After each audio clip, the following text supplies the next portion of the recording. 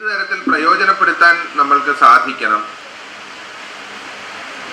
അതിൻ്റെ ഉത്ഭവ പര്യവസാന സ്ഥാനം എങ്ങനെ നിർണയിക്കണം മുതലായിട്ടുള്ള കാര്യങ്ങളെ സംബന്ധിച്ചൊക്കെ ഘട്ടം ഘട്ടമായിട്ടുള്ള ചിന്തയിലൂടെ നമുക്കൊരു വിഷയം വേണ്ടതുണ്ട്. ഈ ദേവാംഗനാവാസ തടാകരമ്യം ജലാന്തികം കർക്കടകസ്യ രാശേഹ, അത് അങ്ങോട്ട് ചിന്തിക്കുമ്പോൾ ഈ ചന്ദ്രനിലേക്കുള്ള വ്യാഴദൃഷ്ടി, ബലവാനായ വ്യാഴത്തിന്റെ ദൃഷ്ടി, സൂര്യക്ഷേത്രത്തിൽ നവാംശം ചെയ്ത വ്യാഴത്തിന്റെ ദൃഷ്ടി, ഒരു ദേവതാകലയുടെ ചിന്ത കർക്കടക രാശിയെ കൊണ്ട്. അതെ, അല്ല, ഈ 4 വിഷയങ്ങളെ സംബന്ധിച്ചും നമുക്ക് ചർച്ച ചെയ്യേണ്ടതുണ്ട്. ദേവതാ വിഷയം ചർച്ച ചെയ്യേണ്ടതുണ്ട്, തീർത്ഥ വിഷയം ചർച്ച ചെയ്യേണ്ടതുണ്ട്.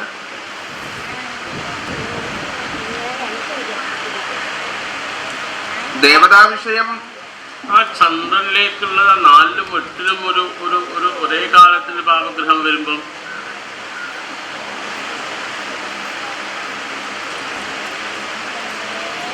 ശുഭദൃഷ്ടി ഉണ്ടെന്ന് തള്ളിപ്പോ ഇല്ലല്ലോ. പക്ഷബലം കൊണ്ട് മാറ്റി വെക്കേണ്ടി വരും. ഇല്ല.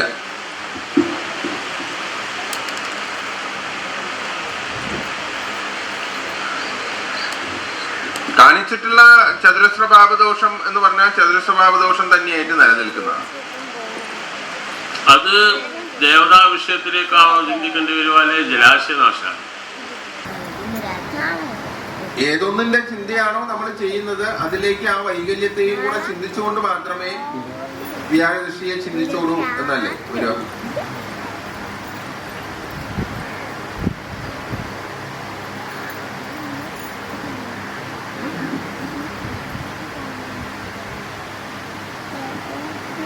ചതുർത്ഥാഷ്ടോകരം പാപ.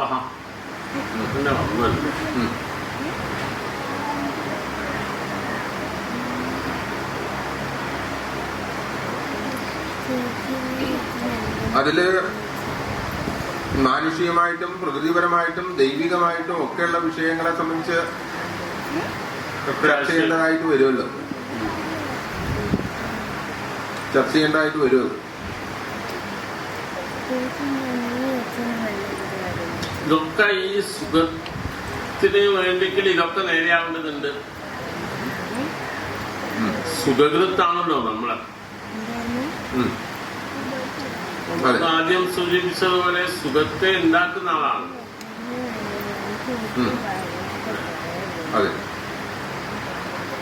ഈ സുഖത്തെ വിച്ഛേദിക്കുന്നതിൽ ഇത്തരത്തിലുള്ള നാശങ്ങളൊക്കെ പ്രതിബന്ധമായിട്ട് ഈ സ്ഥലത്ത് ചിന്തിച്ച് നേരെയാവേണ്ടതുണ്ട്. അതൊരു ഭഗവതീ കല, ഒരു വിശിഷ്ടമായ തീർത്ഥസങ്കേതം, ഒരു നാഗസങ്കേതം, ശൈവമായിട്ടുള്ള ദേവതാഭിഷേകത്തിന്റെ ചിന്ത വേണ്ടതാണല്ലോ. ഈ 10ൽ സൂര്യൻ കർക്കടകനായിട്ട് വരുമ്പം ഒരു രാജകീയമായ ബന്ധത്തിന്റെ ചിന്ത ഇതിന്റെ അടിസ്ഥാനമായിട്ട് ഭൂമിക്ക്.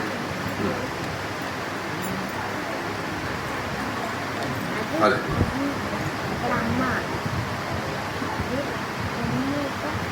9ാം ഭാവാധിപനായിട്ടുണ്ടാവുന്ന വ്യാഴത്തിന്റെ നവാംശകപതിയായിട്ടുണ്ടാവുന്ന സൂര്യൻ 10ാമത്തെ രാശിയിൽ നിൽക്കുമ്പോൾ രാജവംശത്തിന്റെ അധികാരത്തിൽ നിലനിൽക്കുന്നതാണ് ഈ ഭൂപ്രദേശം എന്ന് സ്പഷ്ടമായിട്ടും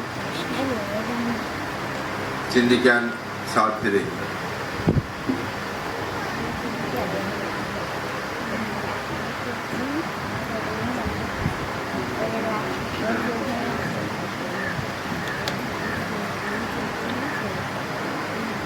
പ്രഥിതശതുരോടനോത്പവിത്ത ക്രിയകേ ത്വായുധവൃത്ത വിതുംഗഭാഗേ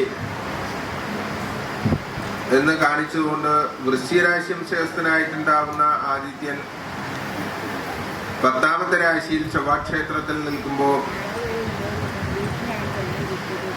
ആയുധഭൃത്തായിട്ടുണ്ടാവുന്ന ശിക്ഷിക്കാനും രക്ഷിക്കാനും ആയുധം കാരണമായ ശിക്ഷ, രക്ഷ മുതലായിട്ടുള്ള ഇത് വരുമ്പോൾ രാജാവ് തന്നെയാണല്ലോ.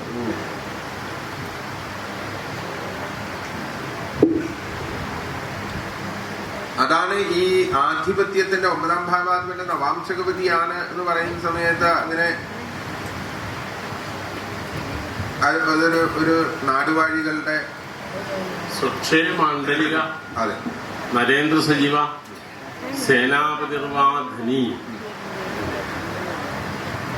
മണ്ഡലാധിപന്മാര് എന്ന് പറയുമ്പോ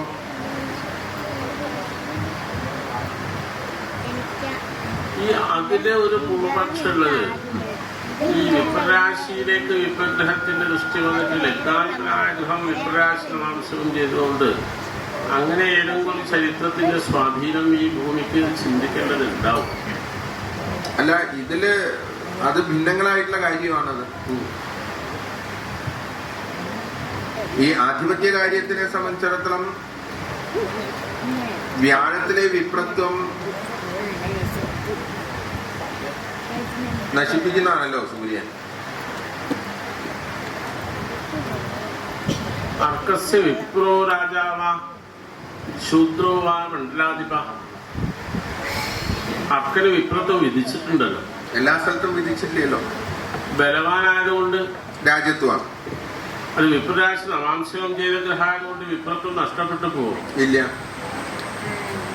ഇപ്പൊ രാജ്യത്വവും വിപ്രത്വവും നിലനിൽക്കുമല്ലോ. രാജ്യത്വവും വിപ്രത്വവും ബ്രാഹ്മണൻ രാജാവ് എന്ന് പറയുന്ന 2 വിഭാഗത്തെയും നമ്മൾക്ക് നിശ്ചയിക്കേണ്ടതായിട്ട് വരും.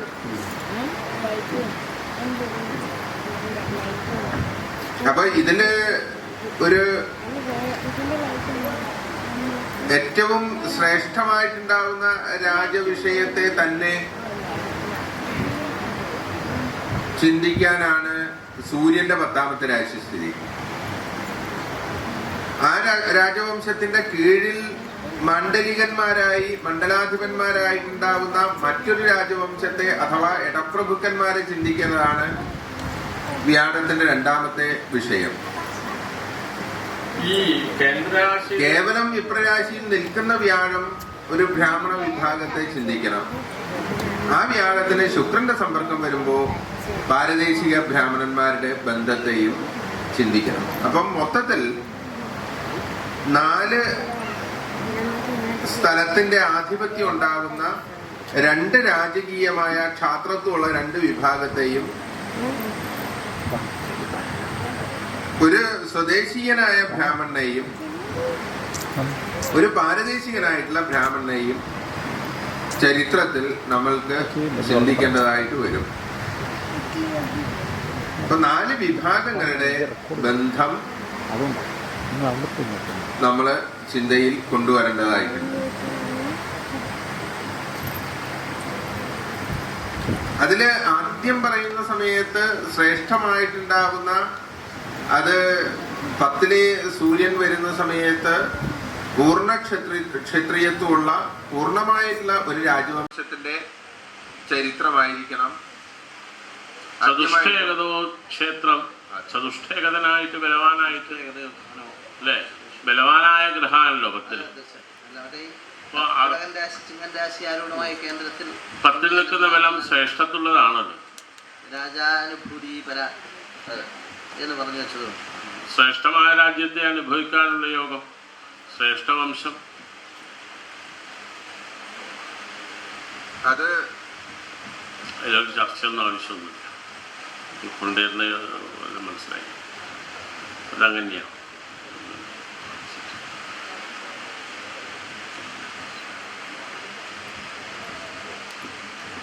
ചർച്ച ആവശ്യമുണ്ട്. ആയിക്കോട്ടെ.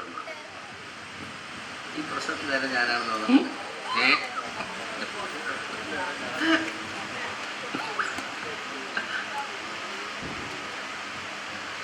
ഈ ഒരു പ്രമാണം കൊണ്ടുവന്നു കഴിഞ്ഞാൽ പ്രമാണത്തെ പറ്റി ഒരു ചർച്ചയും വേണ്ട എന്ന് പറയാം. പ്രമാണത്തിന്റെ ഗതി കൊണ്ടായിരുന്നു ആദ്യം മനസ്സിലായതുണ്ട്. ബാന്യന്തോ ചതുഷ്ടേകതോ ക്ഷേത്രം തയോർവാ ഭവേദാരൂഢം യദി ഉദ്യതസ്തി നൃപദേഹേ രാജ്യാനുഭൂതിപരാ. അപ്പം സൂര്യക്ഷേത്രവും പ്രമാണം കഴിഞ്ഞിട്ടില്ല, പ്രമാണം വീണ്ടും ഉണ്ട്. ആയിക്കോട്ടെ, അപ്പൊ ആവശ്യമുള്ള ചർച്ച ചെയ്താൽ പോരെ. ആവശ്യമുള്ള 2ാമത്തെ പാത ഭാന്വന്തോ ബലിനോ ചതുഷ്ടേകതോ സൂര്യേന്ദ്രന്മാർ ബലവാന്മാരായിട്ട് കേന്ദ്രസ്ഥൻ വരിക. ഉച്ചരാശി വിടാത്ത ഗ്രഹ സൂര്യൻ. അല്ല അതൊന്നും വിഷയമല്ല. അല്ല പറയാ പ്രമാണം ഭാനീന്ദു ബലിനോ ചതുഷ്ടേകതോ ക്ഷേത്രം തയോർവാ ഭവേദ് ആരൂഢം യതിവോദ്യതസ്തി നൃപതേഹേ രാജ്യാനുഭൂതി പരാ. സൂര്യേന്ദ്രന്മാർക്ക് ബലം ഏതോ ചേത് വിപരീതതാമുപഗതോ രാജ്യാനുഭൂയേത നോ രാജ്യം സമ്യക് ജീരയേത് അവനിഭൃത് യോഗാശ്ച ചിന്ത്യ. അവനിഭൃത് യോഗാശ്ച വ്യാദൃഷ്ടി വന്നാൽ ഈ യോഗം ചിന്തിക്കാന്ന് പറഞ്ഞല്ലോ. അവൻ ചന്ദ്രനിലേക്ക് വ്യാദൃഷ്ടി വന്നാൽ രാജയോഗം ഉണ്ടല്ലോ ലഗ്നത്തിൽ. ഈശ്വര എന്തിനാണ് വെറുതെ നിങ്ങൾ കൊണ്ടുവരുന്ന വിഷയം മനസ്സിലായത് കൊണ്ടാണ് ആദ്യം. എന്താണ് അവന് ചന്ദ്രൻ ലഗ്നത്തിൽ രാജയോഗം ഉണ്ടെങ്കിൽ ഈ യോഗം ചിന്തിക്കുന്നത് തെറ്റില്ലല്ലോ. അതെ അവന് ഈ ഇഹ യോഗ അവന് ഈ ഗ്രഹസ്ഥിതി ചിന്തിക്കണ്ടെങ്കില് രാജയോഗങ്ങൾ ഉണ്ടാവണം. എല്ലാവർക്കും ചെല്ലേണ്ട പ്രമാണമല്ല ഇത്. അത് വേണ്ട, അതൊന്നല്ല. അതൊന്നല്ല. അല്ല അതൊന്നും രാജയോഗം നിശ്ചയിച്ചാലേ രാജാവിന് ഉണ്ടാവും പറഞ്ഞു. അതൊന്നല്ല.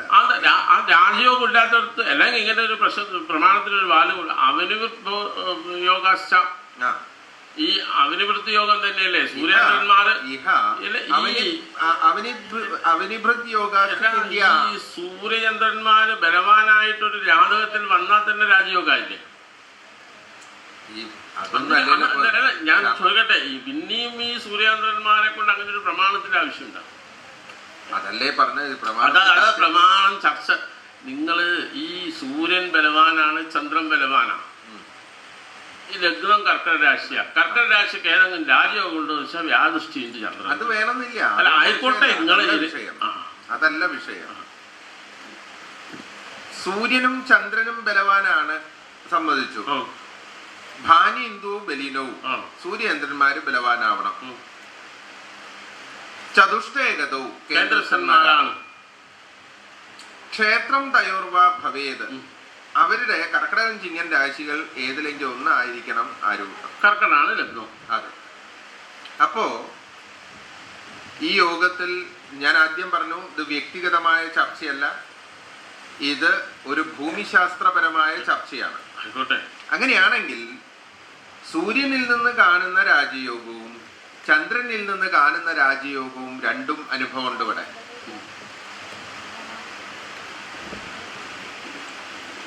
ഇതുകൊണ്ടാണ് ഞാൻ പറഞ്ഞത് ഒരു രാജവംശവും അതിന് കീഴിലുള്ള ഒരു എടപ്രഭുക്കന്മാരുടെ വിഷയവും ചിന്തിക്കണം. ഇങ്ങനെയൊരു ചിന്ത വേണ്ടി വന്നാൽ അല്ല ആ ചിന്ത അത് അങ്ങനെയല്ല. അത് ഈ പ്രമാണത്തിൽ സൂര്യേന്ദ്രന്മാരുടെ ഭാഗ്യവാക്കാണ്. ഒരു യോഗത്തിന്റെ കർത്താക്കന്മാരായിട്ട് ഉണ്ടല്ലോ ലഗ്നത്തിൽ. ഈശ്വര എന്തിനാണ് വെറുതെ നിങ്ങൾ കൊണ്ടുവരുന്ന വിഷയം മനസ്സിലായത് കൊണ്ടാണ് ആദ്യം. എന്താണ് അവന് ചന്ദ്രൻ ലഗ്നത്തിൽ രാജയോഗം ഉണ്ടെങ്കിൽ ഈ യോഗം ചിന്തിക്കുന്നത് തെറ്റില്ലല്ലോ. അതെ. അവന് ഈ ഇഹ യോഗ അവന് ഈ ഗ്രഹസ്ഥിതി ചിന്തിക്കണ്ടെങ്കില് രാജയോഗങ്ങൾ ഉണ്ടാവണം. എല്ലാവർക്കും ചെല്ലേണ്ട പ്രമാണമല്ല ഇത്. അത് വേണ്ട, അതൊന്നല്ല. അതൊന്നല്ല. അല്ല അതൊന്നും രാജയോഗം നിശ്ചയിച്ചാലേ രാജാവിന് ഉണ്ടാവും പറഞ്ഞു. അതൊന്നല്ല. ആ രാജയോഗം ഇല്ലാത്തടത്ത് അല്ലെങ്കിൽ ഇങ്ങനെ ഒരു പ്രമാണത്തിനൊരു വാല്യം അവന് യോഗാശ്ച ഈ അവനിവൃത്തി യോഗം തന്നെയല്ലേ സൂര്യേന്ദ്രന്മാര്. ഈ സൂര്യചന്ദ്രന്മാര് ബലവാനായിട്ടൊരു ജാതകത്തിൽ വന്നാൽ തന്നെ രാജയോഗമില്ലേ? ഞാൻ ചോദിക്കട്ടെ, പിന്നെയും ഈ സൂര്യേന്ദ്രന്മാരെ കൊണ്ട് അങ്ങനെ ഒരു പ്രമാണത്തിന്റെ ആവശ്യമുണ്ട്. അതല്ലേ പറഞ്ഞത് പ്രമാണം ചർച്ച. നിങ്ങള് ഈ സൂര്യൻ ബലവാനാണ്, ചന്ദ്രൻ ബലവാനാണ്. ഈ ലഗ്നം കർക്കട രാശിയാ. കർക്കട രാശിക്ക് ഏതെങ്കിലും രാജയോഗം ഉണ്ടോ വെച്ചാൽ വ്യാദൃഷ്ടിയുണ്ട് ചന്ദ്രൻ. അത് വേണമെന്നില്ല. അല്ല ആയിക്കോട്ടെ, നിങ്ങള് അതല്ല വിഷയം. സൂര്യനും ചന്ദ്രനും ബലവാനാണ്, സമ്മതിച്ചു. ഭാനീന്ദു ബലിനവും സൂര്യേന്ദ്രന്മാര് ബലവാനാവണം. ചതുഷ്ടേകതോ കേന്ദ്രസ്ഥന്മാരാണ്. ക്ഷേത്രം തയോർവ ഭവേദ് അവരുടെ കർക്കടകം ചിങ്ങൻ രാശികൾ ഏതിലെങ്കിലും ഒന്നായിരിക്കണം ആരൂഢം. കർക്കടാണ് ലഗ്നം. അതെ. അപ്പോ ഈ യോഗത്തിൽ ഞാൻ ആദ്യം പറഞ്ഞു, ഇത് വ്യക്തിഗതമായ ചർച്ചയല്ല, ഇത് ഒരു ഭൂമിശാസ്ത്രപരമായ ചർച്ചയാണ്. അങ്ങനെയാണെങ്കിൽ സൂര്യനിൽ നിന്ന് കാണുന്ന രാജയോഗവും ചന്ദ്രനിൽ നിന്ന് കാണുന്ന രാജയോഗവും രണ്ടും അനുഭവമുണ്ട് ഇവിടെ.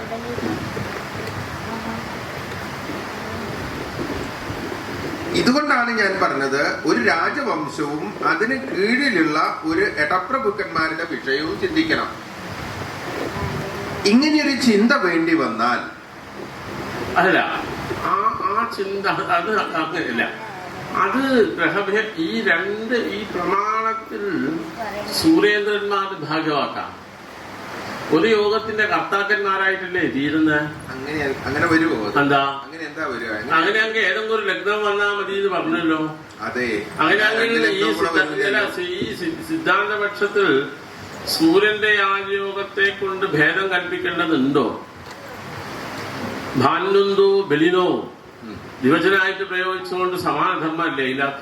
അതെ, ക്ഷേത്രം തയോർവ എന്ന് പറഞ്ഞാൽ അത് ലഗ്നം ഒന്നേ വേണ്ടുള്ളൂ. ലഗ്നം ഇതിരേകരാശ്രയത്വാൽ ഏകസ്യ ബലവത്തെ ഇതിരസ്യ ബലസിദ്ധി. ഇപ്പൊ കർക്കിടക ലഗ്നമായിട്ട് സൂര്യൻ ബലവാനായാലും ചിങ്ങലഗ്നമായിട്ട് ചന്ദ്രൻ ബലവാനായാലും മതിയല്ലോ. മതി. അത് പിന്നെ ഈ രണ്ട് രാജയോഗങ്ങളായിട്ട് തിരിക്കേണ്ടതുണ്ടാവും. അത് വേണമല്ലോ. അത് സൂര്യേന്ദ്രന്മാരെ കൊണ്ട് വിഭിന്നമായ ഗ്രഹത്തെ കൊണ്ടല്ലേ അങ്ങ് തിരിക്കേണ്ടത്. അങ്ങനെയാണെങ്കിൽ വ്യാഴദൃഷ്ടി സ്വീകരിച്ചൂടെ? വ്യാഴത്തിന്റെ വിഷയം കൊണ്ട് മറ്റൊന്ന് പറയണം, വ്യാഴത്തിന് ശുക്രയോഗം കൊണ്ട് മറ്റൊന്ന് പറയണം. ഇത് വ്യക്തിഗതമാണ്, ഒരു വ്യക്തിയുടെ കാര്യത്തിലാണെന്ന് പറഞ്ഞു കഴിഞ്ഞാൽ നിങ്ങൾ പറയുന്നത് ഈ ചിന്ത നമുക്ക് താമ്പൂലാരൂഢം അല്ലല്ല. ഞാനെന്ന് പറയാ, ഈ താമ്പൂലാരൂഢം അനവധി ആരൂഢങ്ങളായിട്ട് വന്നു. ഉദയരാശിയായിട്ട് വന്നു, ചന്ദ്രരാശിയായിട്ട് വന്നു. ഇതൊന്നും ഇവിടെ വിഷയമല്ല, പ്രമാണാണ് ഇവിടെ വിഷയം. ആയിക്കോട്ടെ ഈശ്വര, പ്രമാണം തന്നെ. ലഗ്നത്തിലല്ലേ രാജയോഗം. ലഗ്നം കൊണ്ട് ചിന്തിക്കേണ്ട പദാർത്ഥം എന്താണ്? ആ പദാർത്ഥത്തിന് രാജയോഗമുണ്ട്. അതെ. ഇപ്പൊ ലഗ്നം നമ്മളിപ്പം ഈ നിശ്ചിത വിഷയമാണല്ലോ, നിശ്ചയിക്കുന്ന വിഷയമാണല്ലോ ലഗ്നം. ലഗ്നം നമ്മൾ എന്താ പ്രാർത്ഥിച്ച് ഈ ഭൂമിക്ക. അങ്ങനെയെങ്കിൽ ഈ ഭൂമിയാണല്ലോ നമ്മൾ ചിന്താസാധനം. അതെ. അപ്പൊ ഈ ഭൂമിക്ക് രാജയോഗമുണ്ട് എന്ന് കണ്ടു. പരാരാജ്യാനുഭൂതി. ഭൂമിക്ക് രാജയോഗം ഉണ്ടാവില്ല. ശ്രേഷ്ഠത്വം, രാജസംബന്ധം, ഇതൊക്കെ രാജയോഗ സാധനല്ലേ? ഒന്നുമല്ല. എന്താ ഭൂമിക്ക് അങ്ങനെ ഒരു പരാമർശം? ഭൂമിക്ക് സാർവത്രികമായിട്ടും സർവഭൂമിയുടെ വിഷയത്തിലും രാജയോഗം മാത്രമേ ഉണ്ടാവൂ. അതുകൊണ്ടല്ലേ ഹര എന്ന് പറയുന്നത്. അങ്ങനെയാണെങ്കിൽ ഈ ഭൂമിശാസ്ത്രത്തിന് ഈ ലക്ഷണങ്ങൾ വെക്കേണ്ടതുണ്ടോ? ഏതിലും മറ്റേ വനവാസികളിൽ രാജാവുണ്ടല്ലോ. രാജാവ് എല്ലാത്തിലും ഉണ്ട്. അതുകൊണ്ടല്ലേ ഈ ഭൂമിക്ക് അങ്ങനെയാണെങ്കിൽ ഏത് തരത്തിലുള്ള രാജയോഗം, ഏത് തരത്തിലാണ് ഈ ഭൂമി? അതാണ് ഭൂമിയെ സംബന്ധിച്ചിടത്തോളം രാജയോഗവും. അങ്ങ് പ്രാർത്ഥിച്ചു വെച്ച എന്താണ്? ഭൂമിയുടെ അല്ല, ഭൂമിയുടെ ആധിപത്യത്തിലാണ്. ഭൂമിയുടെ ആധിപത്യം എന്ന് വെച്ചാൽ ലഗ്നത്തിലല്ലേ? ലഗ്നം ഏതുകൊണ്ട് രാജയോഗം സിദ്ധിക്കുന്നു? ഈ ഭൂമി ശ്രേഷ്ഠമാകാനുള്ള കാരണം അല്ല. ഈ രാജയോഗങ്ങള് ഈ യോഗബലം പലതുകൊണ്ടും സിദ്ധിക്കാലോ. ഇപ്പൊ ഒരു ഭൂമി രാജാവിന്റെ കൈവശമുള്ളതുകൊണ്ട് ഭൂമിക്ക് ശ്രേഷ്ഠത ഉണ്ടാവാം. അഥവാ വല്ല വിശിഷ്ട ദേവസങ്കേതങ്ങളോ വിശിഷ്ട വ്യക്തികളുടെ പാദസ്പർശാദികളെ കൊണ്ട് ശ്രേഷ്ഠത സംഭവിക്കാം. വിശിഷ്ടമായ ജലാശയങ്ങളെ കൊണ്ട് ശ്രേഷ്ഠത സംഭവിക്കാം. ഇതൊക്കെയാണല്ലോ ഭൂമിയുടെ ഇപ്പം ഈ ക്ഷേത്രങ്ങള് തന്നെ അനവധി വിഭാഗങ്ങളായിട്ട് പറഞ്ഞല്ലോ. ഇപ്പൊ പുണ്യക്ഷേത്രങ്ങള്, അഥവാ തീർത്ഥക്ഷേത്രങ്ങള്, അഥവാ ഈ ഭൂമിയെ കൊണ്ട് പ്രസിദ്ധമായ ആ ക്ഷേത്രത്തിന്റെ പ്രത്യേകത എന്താ? അത് ഭൂമിയെ കൊണ്ട് മാത്രമേ പ്രസിദ്ധമാകുന്നുള്ളൂ. അഥവാ ചില പ്രതിഷ്ഠകളെ കൊണ്ടാണ്. ഇപ്പം ഈ കാശി രാമേശ്വരം മുതലായപ്പോ കാശി ഗംഗയുള്ളതുകൊണ്ടാണ് പ്രസിദ്ധി. അപ്പം അങ്ങനെ വല്ല വിഷയങ്ങളും നമുക്ക് ഈ ഭൂമിക്ക് ചിന്തിക്കേണ്ട വിഷയം അല്ല. ഭൂമിയെ സംബന്ധിച്ചല്ല, ഇത് 9ാം ഭാവം അഥവാ ഇതിന്റെ ആധിപത്യത്തിൽ മാത്രമേ ഇത് വരുന്നുള്ളൂ. അല്ല, ഈ ആധിപത്യം 9ാം ഭാവം ലഗ്നത്തിലെ നമ്മളിപ്പം ചിന്താസാധനം ലഗ്നമല്ലേ? സാധനങ്ങൾ സൂര്യചന്ദ്രന്മാരായിട്ട് വരുമ്പോ ഇതിലിപ്പോ ലഗ്നാപേക്ഷ വരാൻ കാരണം ഭാനീന്ദു ബലിനോ ചതുഷ്ടഗതോ ക്ഷേത്രം തയോർവ എന്നുള്ളതുകൊണ്ടല്ലേ ലഗ്നാപേക്ഷ വന്നത്. അതെ, ആ ക്ഷേത്രം വരണം എന്ന് പറഞ്ഞു കഴിഞ്ഞാൽ സൂര്യേന്ദ്രന്മാരില്ലാതെ കർക്കിടക രാശി കർക്കിടക രാശി സൂര്യേന്ദ്രന്മാർ കേവലം ബലവാന്മാരായോണ്ട് കാര്യമില്ല. അവര് കേന്ദ്രസ്ഥന്മാരായിട്ട് കർക്കട ലഗ്നം വരണം. അതെന്തിനാണ് അങ്ങനെ പ്രമാണം? ഭാനുന്തോ ബലിനോ ഇവര് ബലവാന്മാരാവണം. അവിടെ ക്ഷേത്രം പറഞ്ഞില്ല. എന്താ പറയുന്നത് മുഴുവൻ പറയൂ. ഭാനന്ദോ ബലിനോ ചതുഷ്ടേകതോ അവര് കേന്ദ്രസ്ഥന്മാരായി വരണം. എവിടുന്നൊന്നും കേന്ദ്രസ്ഥന്മാരായി വരണം. ലഗ്നാപേക്ഷയില്ല. ഹിന്ദു ബലിനോ സൂര്യേന്ദ്രന്മാര് ബലവാന്മാരാവണം. ഒന്ന്. ചതുഷ്ടേകതോ സൂര്യേന്ദ്രന്മാര് കേന്ദ്രസ്ഥന്മാരാവണം. രണ്ട്. ക്ഷേത്രം തയോർ വാ ഭവേത് അവരുടെ ക്ഷേത്രം ആവുകയോ വികല്പം വന്നു കഴിഞ്ഞാൽ വേണമെന്നില്ല. എല്ലാം കൂടെ വേണമെന്നില്ല. ഈശ്വര ഒരു ലഗ്നത്തിലല്ലേ അതിന്റെ അപേക്ഷ? എന്തിനാ സൂര്യേന്ദ്രന്മാര് കേന്ദ്രസ്ഥനാവണം. സൂര്യക്ഷേത്രവും ചന്ദ്രക്ഷേത്രവും ഒരു ലഗ്നാവണ്ടേ?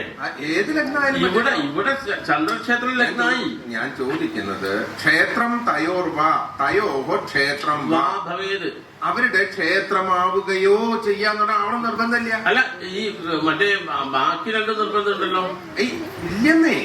എന്താപ്പത്? ഈ സൂര്യേന്ദ്രന്മാർ ബലവാനാവണ്ടേ? ഒന്നുകിൽ അവര് കേന്ദ്രസ്ഥന്മാരാവണ്ടേ? ഒന്നുകിൽ ആയിക്കോട്ടെ. ഇവരുടെ രാശി വരികയോ ലഗ്നാപേക്ഷ ഇവിടെ ചന്ദ്രക്ഷേത്രം ആയി എന്നുള്ളതല്ലേ ഉള്ളൂ. നിങ്ങൾ പ്രമാണത്തിൽ നിൽക്കൂ. ക്ഷേത്രം തയോർ ക്ഷേത്രം വാ ഇതര ക്ഷേത്രങ്ങളും ആവാം. പക്ഷെ ഇതര ക്ഷേത്ര ഒന്ന് പറഞ്ഞോട്ടെ, ഇതര ക്ഷേത്രങ്ങളും ആവാം. അത് ആർക്കാ രാജയോഗം? ലഗ്നം വേണം. ഈ രാജയോഗം ആരനുഭവിക്കുന്നു? സൂര്യചന്ദ്രന്മാരുടെ ബന്ധം ക്ഷേത്രത്തിലോ ബലത്തിലോ കേന്ദ്രത്തിലോ മതിയെന്ന് വന്നു. ആയിക്കോട്ടെ. ആ രാജയോഗം മുഴുവനും ലഗ്നത്തിനല്ലേ? അതെ. ആ ലഗ്നം എന്ന് പറയുന്നത് നമ്മളെ പ്രാർത്ഥിച്ച ഈ ഭൂമിയാണെങ്കിലും ഭൂമിയുടെ ആധിപത്യത്തിലാണത്. ഇത് ആധിപത്യം കൊണ്ട് ഇപ്പൊ ഈ രാജയോഗത്തിന്റെ പദാർത്ഥം ചന്ദ്രക്ഷേത്രം പ്രശ്നമായി ചന്ദ്രൻ ലഗ്നത്തിൽ വന്നു.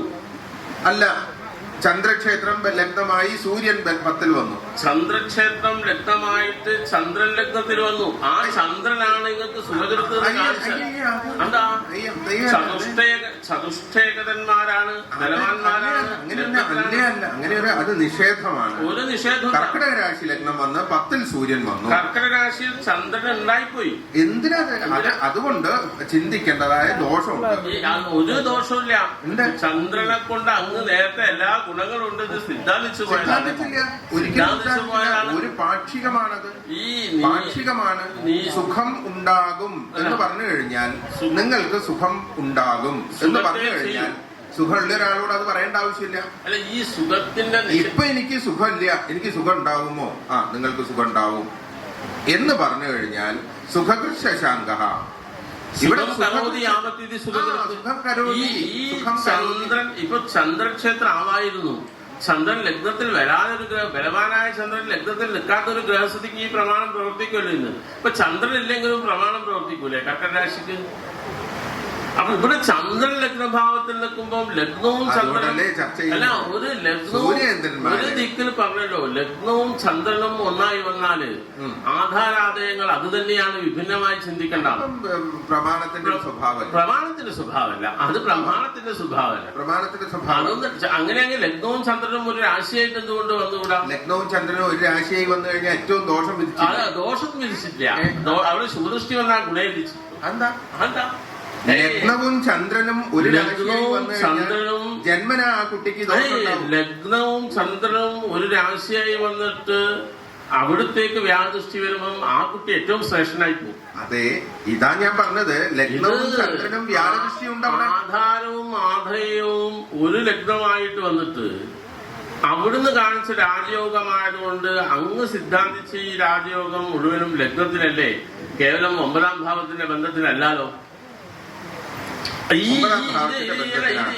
നൈസർഗികമായിട്ട് ഈ ലഗ്നം അഥവാ ഈ ഭൂമി അഥവാ ഈ സങ്കേതം എന്താണെന്ന് വെച്ചാൽ ഈ ലഗ്നം കൊണ്ട് ചിന്തിക്കേണ്ട ഏത് വിഷയമാണോ ലഗ്നം കൊണ്ട് ചിന്തിക്കേണ്ടത്, ആ ലഗ്നം കൊണ്ട് ചിന്തിക്കേണ്ട പദാർത്ഥത്തിൽ തന്നെയല്ലേ ആ ഗുണവിശേഷം അന്വേഷിക്കുന്നത്. അല്ല, അത് കേവലം മാനുഷികമാണ്. ഈ ഭൂമിയുടെ ചരിത്രം നമുക്ക് സാവധാനം പോവാം. ഈ ഭൂമിയുടെ ചരിത്രം പരിശോധിക്കാം. ചരിത്ര വിഷയം ഇപ്പൊ ലഗ്നം എന്ന് പറയുന്നത് ഇവിടുത്തെ എന്താണ് നമ്മൾ പറഞ്ഞല്ലോ, ദേഹസ്യ സൗഷ്ഠവും സ്വാസ്ഥ്യം സ്ഥിതിശ്രേയോ യശസ്സുഖം ജയോ ഭവിഷ്യതൽ സർവം ചിന്യം വിലഗ്നത. അപ്പം എന്താണ് ആരൂഢാത് വാസഭൂശ്ചിന്യാഹ. ഈ ഏത് അതോ ഭൂമി പ്രശ്നത്തിലാണെങ്കിലും ലഗ്നം എന്ന് പറഞ്ഞാൽ ഇതിന്റെ ആധാരമാണ്, ഈ സങ്കേതമാണ്. ലഗ്നം എന്ന് പറയാൻ ആധാരം എന്ന് പറഞ്ഞാൽ കർക്കിടക രാശിയില്ലേ, കർക്കിടക രാശിയില്ലേ ആധാരം ആധേയം എന്നൊക്കെ അങ്ങ് ഇവിടെ ആധാരത്തിൽ ആധേയം വന്നു പോയത് ഈശ്വര. ആയിക്കോട്ടെ, ഈ കർക്കിടക രാശി ചന്ദ്രൻ ഇല്ലാണ്ടും വരാലോ. ചന്ദ്രൻ ഇല്ലാതെ വരാം. ചന്ദ്രൻ ഇല്ലാതെ കർക്കിടക രാശിക്കും ഇന്ന് അങ്ങ് ചെറിയ പ്രമാണം പ്രവർത്തിക്കൂലേ. ആധാരം എന്ന് പറഞ്ഞു കഴിഞ്ഞാൽ ഇവിടെ കൈലാസം കുന്ന് എന്ന് പറയുന്നത് കർക്കിടക രാശിയാണ്. ആധേയമായിട്ടുള്ള അവിടെ വന്നിരുന്നവരാരെല്ലാം അല്ല എന്ന ചിന്ത ചെയ്യുന്ന സമയത്ത് സ്വക്ഷേത്രത്തിൽ ബലവാനായ ഗ്രഹം നിൽക്കുമ്പോ അത് എപ്പോഴാണോ ഈ ഭൂമിയുടെ സഹജം തന്നെയല്ലേ. അല്ല, യഥാ കശ്യൽ പുരുഷ സുഗൃഹാധിപതി. ഭാവാധിപൻ ഭാവത്തിൽ വരുമ്പോ യഥാ കശ്യൽ പുരുഷ യാതൊരു പുരുഷനാവട്ടെ സുഗൃഹാധിപതി അദ്ദേഹത്തിന്റെ വീടിന്റെ അധിപതിയായിട്ട് സ്വന്തം വീട്ടിൽ താമസിക്കുന്നത് തഥാ അപ്രകാരമാണ് രാശിയിൽ അതിന്റെ അധിപൻ വന്നു നിൽക്കുന്നത്. മറ്റൊന്നിലേക്ക് വേണ്ടാലത്. മറ്റൊന്നിലെന്തിനാ ഈ ഈ ലഗ്നം എന്ന് സിദ്ധാന്തിച്ച് തന്നെയല്ലേ ആ ഗുണം ചിന്തിക്കണ്ടേ. ശരി, അവിടെ വീടുമുണ്ട് വ്യക്തിയുണ്ട്. വീട്ടില് വീട്ടുകാരൻ നിൽക്കുമ്പോ പൂർണ്ണാധികാരം അയാൾക്കാ, മറ്റൊരാളെ ചിന്തിക്കണ്ടേ. രണ്ടുണ്ടല്ലോ, അത് രണ്ടില്ല. അയാളെ വീട് തന്നെയാ അത്. അയാളല്ലല്ലോ വീട്, ഈ അയാളാണോ വീട്? അതല്ല, കർക്കിടക രാശി അദ്ദേഹത്തിന്റെ വാസഭൂമിയും കർക്കിടകം എന്ന് പറഞ്ഞാൽ അദ്ദേഹത്തിന്റെ വാസഭൂമിയും കർക്കിടക രാശിയിലെ ചന്ദ്രൻ എന്ന് പറഞ്ഞാൽ അദ്ദേഹവും. ഈ ആരൂഢം കൊണ്ട് ചിന്തിക്കേണ്ടത് ആരൂഢം ജന്മസ്ഥലം തന്നെയല്ലേ. അതെ, ജന്മസ്ഥലാണ്, ആരൂഢാണത്, രാശിയാണ്. അത് രാശിയിൽ ലഗ്നാധിപൻ നിൽക്കുമ്പോൾ ഈ ചേതനത്വം രാശിക്ക് രാശ്വതിപന്റെ ബന്ധം വരുമ്പോഴാണല്ലോ രാശിയുടെ എല്ലാ വസിക്കാൻ യോഗ്യമായ ഭൂമിയാവുക. അല്ലെങ്കിൽ ഭൂമി അവിടെയുണ്ട്, അല്ലെങ്കിലും ഭൂമി അവിടെ വാസയോഗ്യമാണോ വാസയോഗ്യമല്ല, വാസയോഗ്യമാണോ വാസയോഗ്യമാണ്. ആർക്ക്? ഇന്ന വ്യക്തി. വാസവിഷയമല്ല, നമ്മൾ ചിന്തിച്ച ഈ കർക്കിടകൻ രാശിയെ കൊണ്ടുള്ള രാജയോഗം മറ്റൊന്നിൽ നിന്ന് ഇവിടെ എത്തിപ്പെട്ടതാണോ അഥവാ ഇതിന് സഹജമാണ്? ഈ ഭൂമിയുടെ സഹജമായിട്ട് രണ്ട് രാജവംശത്തിന്റെ ചരിത്രമുണ്ട്. അത് ഒന്ന് സൂര്യനിലൂടെ ചിന്തിക്കണം, രണ്ട് ചന്ദ്രനിലൂടെ ചിന്തിക്കണം. ചന്ദ്രൻ എന്ന് പറഞ്ഞാൽ ഒരിക്കലും രാജയോഗപ്രദനല്ല, രാജയോഗ ഭംഗമാണ് ചന്ദ്രനെ കൊണ്ടുണ്ടാവുക. അങ്ങനെ വന്നു കഴിഞ്ഞാൽ ഒരു രാജവംശം പൂർണ്ണമായിട്ടും നിലനിൽക്കുകയും മറ്റൊരു രാജവംശം തീർത്തും അധപ്പതിച്ചു പോവുകയും ചെയ്തിട്ടുണ്ട്. ഈ ചന്ദ്രനിലൂടെ രാജയോഗം നഷ്ടപ്പെട്ടു പോകുന്നത് എങ്ങനെയായിരിക്കും?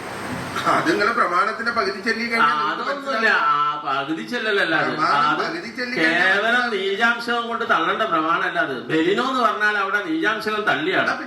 ആ ശ്ലോകത്തിന്റെ ഈ കേവലം ഈ ശുക്ലപക്ഷത്തിൽ ബലവാനായ കണ്ടിട്ട് നീജാംശം അഭിപ്രമാണം കൊണ്ട് ഏതോ എന്ന് പറഞ്ഞാൽ രണ്ടാൾക്ക് വരണം. ഏതോ ചൊല്ലിട്ട് പിന്നെ ഒന്നാൾക്ക് വന്നിട്ട് ഒരാൾ നിന്നാ രണ്ടാൾക്കും വരണത്. ഏകകാലത്തിൽ സൂര്യചന്ദ്രന്മാർക്ക് ദുർബലത്വം വന്നാലേ അത് പ്രവർത്തിക്കുള്ളൂ. ഏതോ ചെയ്യൽ വിപരീത ഉപഗതോ. ഇവർ രണ്ടുപേരും ഏതോ പറഞ്ഞാൽ ഏതോ ഒരാൾക്ക് വന്നാലാ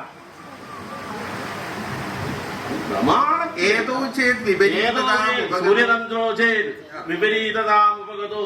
ഇവർക്ക് രണ്ടുപേർക്കും നീചസ്ഥിതി വരുവോ, ഇവരെ നീചരാശികളിൽ ഏതെങ്കിലും ഒന്ന് ലഗ്നമായിട്ട് വരുവോ ചെയ്യണം. കേവലം ഒരു ഗ്രഹാപേക്ഷയെ കൊണ്ട് മാത്രം അങ്ങനെ തള്ളേണ്ട പ്രമാണമല്ല. അങ്ങനെ തള്ളിയതല്ല, നിങ്ങൾക്ക് ഈ ലഗ്നാധിപന്റെ ലഗ്നഭാവസ്ഥിതിയെ അംഗീകരിക്കാത്ത കാലം വരെ ഫലത്തിലെത്താൻ സാധിക്കൂല. നിങ്ങള് ലഗ്നഭാവത്തിൽ ലഗ്നാധിപൻ നിൽക്കുമ്പോ ഇതിന്റെ ഗുണം ഈ മണ്ണിൽ തന്നെയുണ്ട്.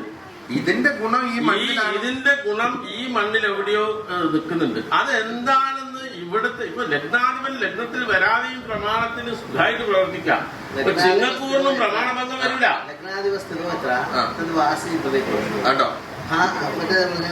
ആരൂഢാധിപതി ശുഭഗ്രഹഗ്രഹേ ഒക്കെ നിങ്ങൾ എന്നിലേക്കാ വരുന്ന അദ്ദേഹത്തിന് എന്തെങ്കിലും കൊടുക്ക്. ആരൂഢാൽ ചതുരശ്രമാത്മഭവനം ദ്യൂനം ച മൂലഗ്രഹം ആരൂഢാൽ ജനനസ്ഥലം ദശമതകർമ്മോത്സവജ്ഞാഗ്രഹം. എല്ലാവർക്കും മനസ്സിലായി? എല്ലാവർക്കും മനസ്സിലാവില്ല. നിങ്ങൾക്ക് മനസ്സിലായില്ല, നാട്ടുകാർക്കൊക്കെ മനസ്സിലായില്ല, നിങ്ങൾക്ക് മനസ്സിലായില്ല. അതുകൊണ്ടാണ് ഈ കണ്ണട ചതുരശ്രം ആത്മഭവനം. ആത്മഭവനം എന്റെ വീടാണ്. ഇത് എന്താ ഇത് എന്റെ ആരൂഢാൽ ചതുരശ്രം ആത്മഭവനം. ആരൂഢം കൊണ്ട് 4ാമത്തെ രാശി എന്റെ വീടാണ്. ദ്യൂനം ച മൂലഗ്രഹം. 7ാം ഭാവം എന്ന് പറഞ്ഞാൽ എന്റെ തറവാടാണ്. പിന്നെ അടുത്ത ആരൂഢം ജനനസ്ഥലം. എവിടെയാണോ അവനവൻ ജനിച്ചു ഒന്ന് പറഞ്ഞോട്ടെ. ആരൂഢ ജനനസ്ഥലം എവിടെയാണോ ഒരു പദാർത്ഥം ഉത്പാദിക്കപ്പെട്ട ഒരു പദാർത്ഥം ഒന്നല്ല, ചിന്തിത വിഷയം. ചിന്തിത വിഷയം എന്ന് പറയുന്നത് ആത്മഭവനം എന്റേതാണ് എന്ന് പറഞ്ഞു കഴിഞ്ഞാൽ അത് പൈസ കൊടുത്ത് വാങ്ങാൻ 4ാം ഭാവം. നിക്കട്ടെ ഈശ്വര, നിങ്ങൾ ഇങ്ങനെ വെറുതെ വാദിക്കല്ല. അങ്ങനെയല്ല, ഇങ്ങനെ വാദിക്കല്ല. ഇത് ഞാൻ വസിക്കുന്ന വീടാണിത്. ദശമത കർമ്മ അജ്ഞാഗ്രഹം. ഞാൻ പ്രവൃത്തി ചെയ്യുന്ന ഗ്രഹാണത്. ഇതൊക്കെ ഞാനുണ്ട്. ഞാൻ ജനിച്ചത് ലഗ്നത്തിൽ മാത്രമേ ഉള്ളൂ. അതെങ്ങനെയാ? അങ്ങനെയാ. ആരൂഢ ജനനസ്ഥലം. ഞാൻ എവിടെ ജനിച്ചു, എനിക്ക് ആ ജനിച്ച ശേഷം ഈ 4ഉം 7ഉം 10ഉം കിട്ടിയിട്ടുള്ളൂ.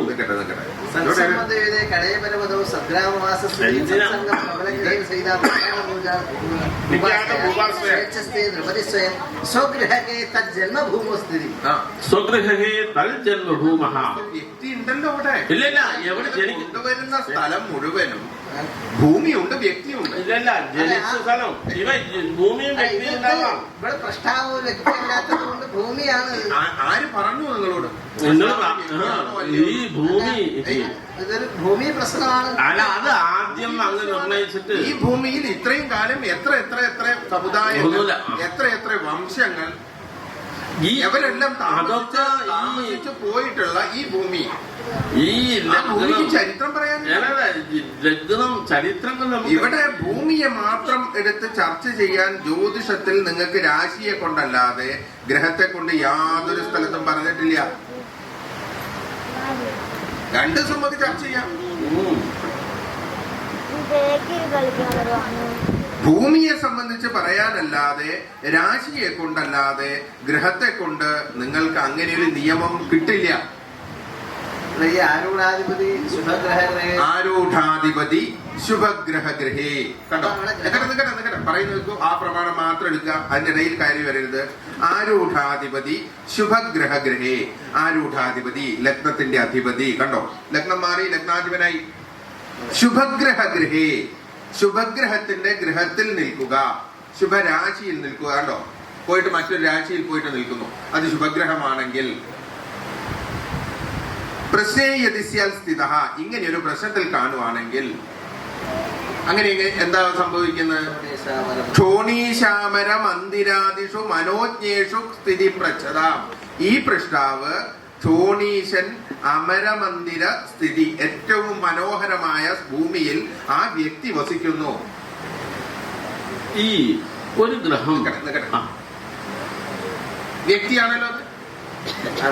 അപ്പം രാശിയെ കൊണ്ട് ശുഭഗ്രഹഗ്രഹേ, ശുഭഗ്രഹത്തിന്റെ ഗൃഹത്തിൽ രാശിയിൽ നിന്നാൽ രാശിയാണ് ഭൂമി. അപ്പം പാപഗ്രഹമാണെങ്കിലും ശുഭഗ്രഹത്തിന്റെ രാശിയിൽ നിന്ന് കഴിഞ്ഞാൽ ജന്മന അദ്ദേഹത്തിന് പാപം വളരെ ക്രൂരനും ക്രൗര്യ സ്വഭാവമുള്ള വ്യക്തിയാണെങ്കിലും അയാൾ ഏറ്റവും ശ്രേഷ്ഠമായ ഗ്രഹത്തിൽ സജ്ജനങ്ങളുടെ കൂടെ ജീവിക്കുന്നു. ഏറ്റവും ശ്രേഷ്ഠനായിട്ടുള്ള ഏറ്റവും സൗമ്യഭാവത്തിലുള്ള ഒരു വ്യക്തിയാണെങ്കിൽ പോലും പാപക്ഷേത്രത്തിൽ പാപഗ്രഹത്തിന്റെ രാശിയിലാണ് പോയി നിൽക്കുന്നതെങ്കിൽ ഏറ്റവും ദുഷിച്ചതായ സ്ഥലത്ത് പാപികളുടെ കൂടെ കഴിയുന്നു. അല്ലേ ഈ ശാസ്ത്ര പദ്ധതി? അല്ല, ഈ ഒരു ഗ്രഹം സ്വക്ഷേത്രത്തിൽ വന്നിട്ട്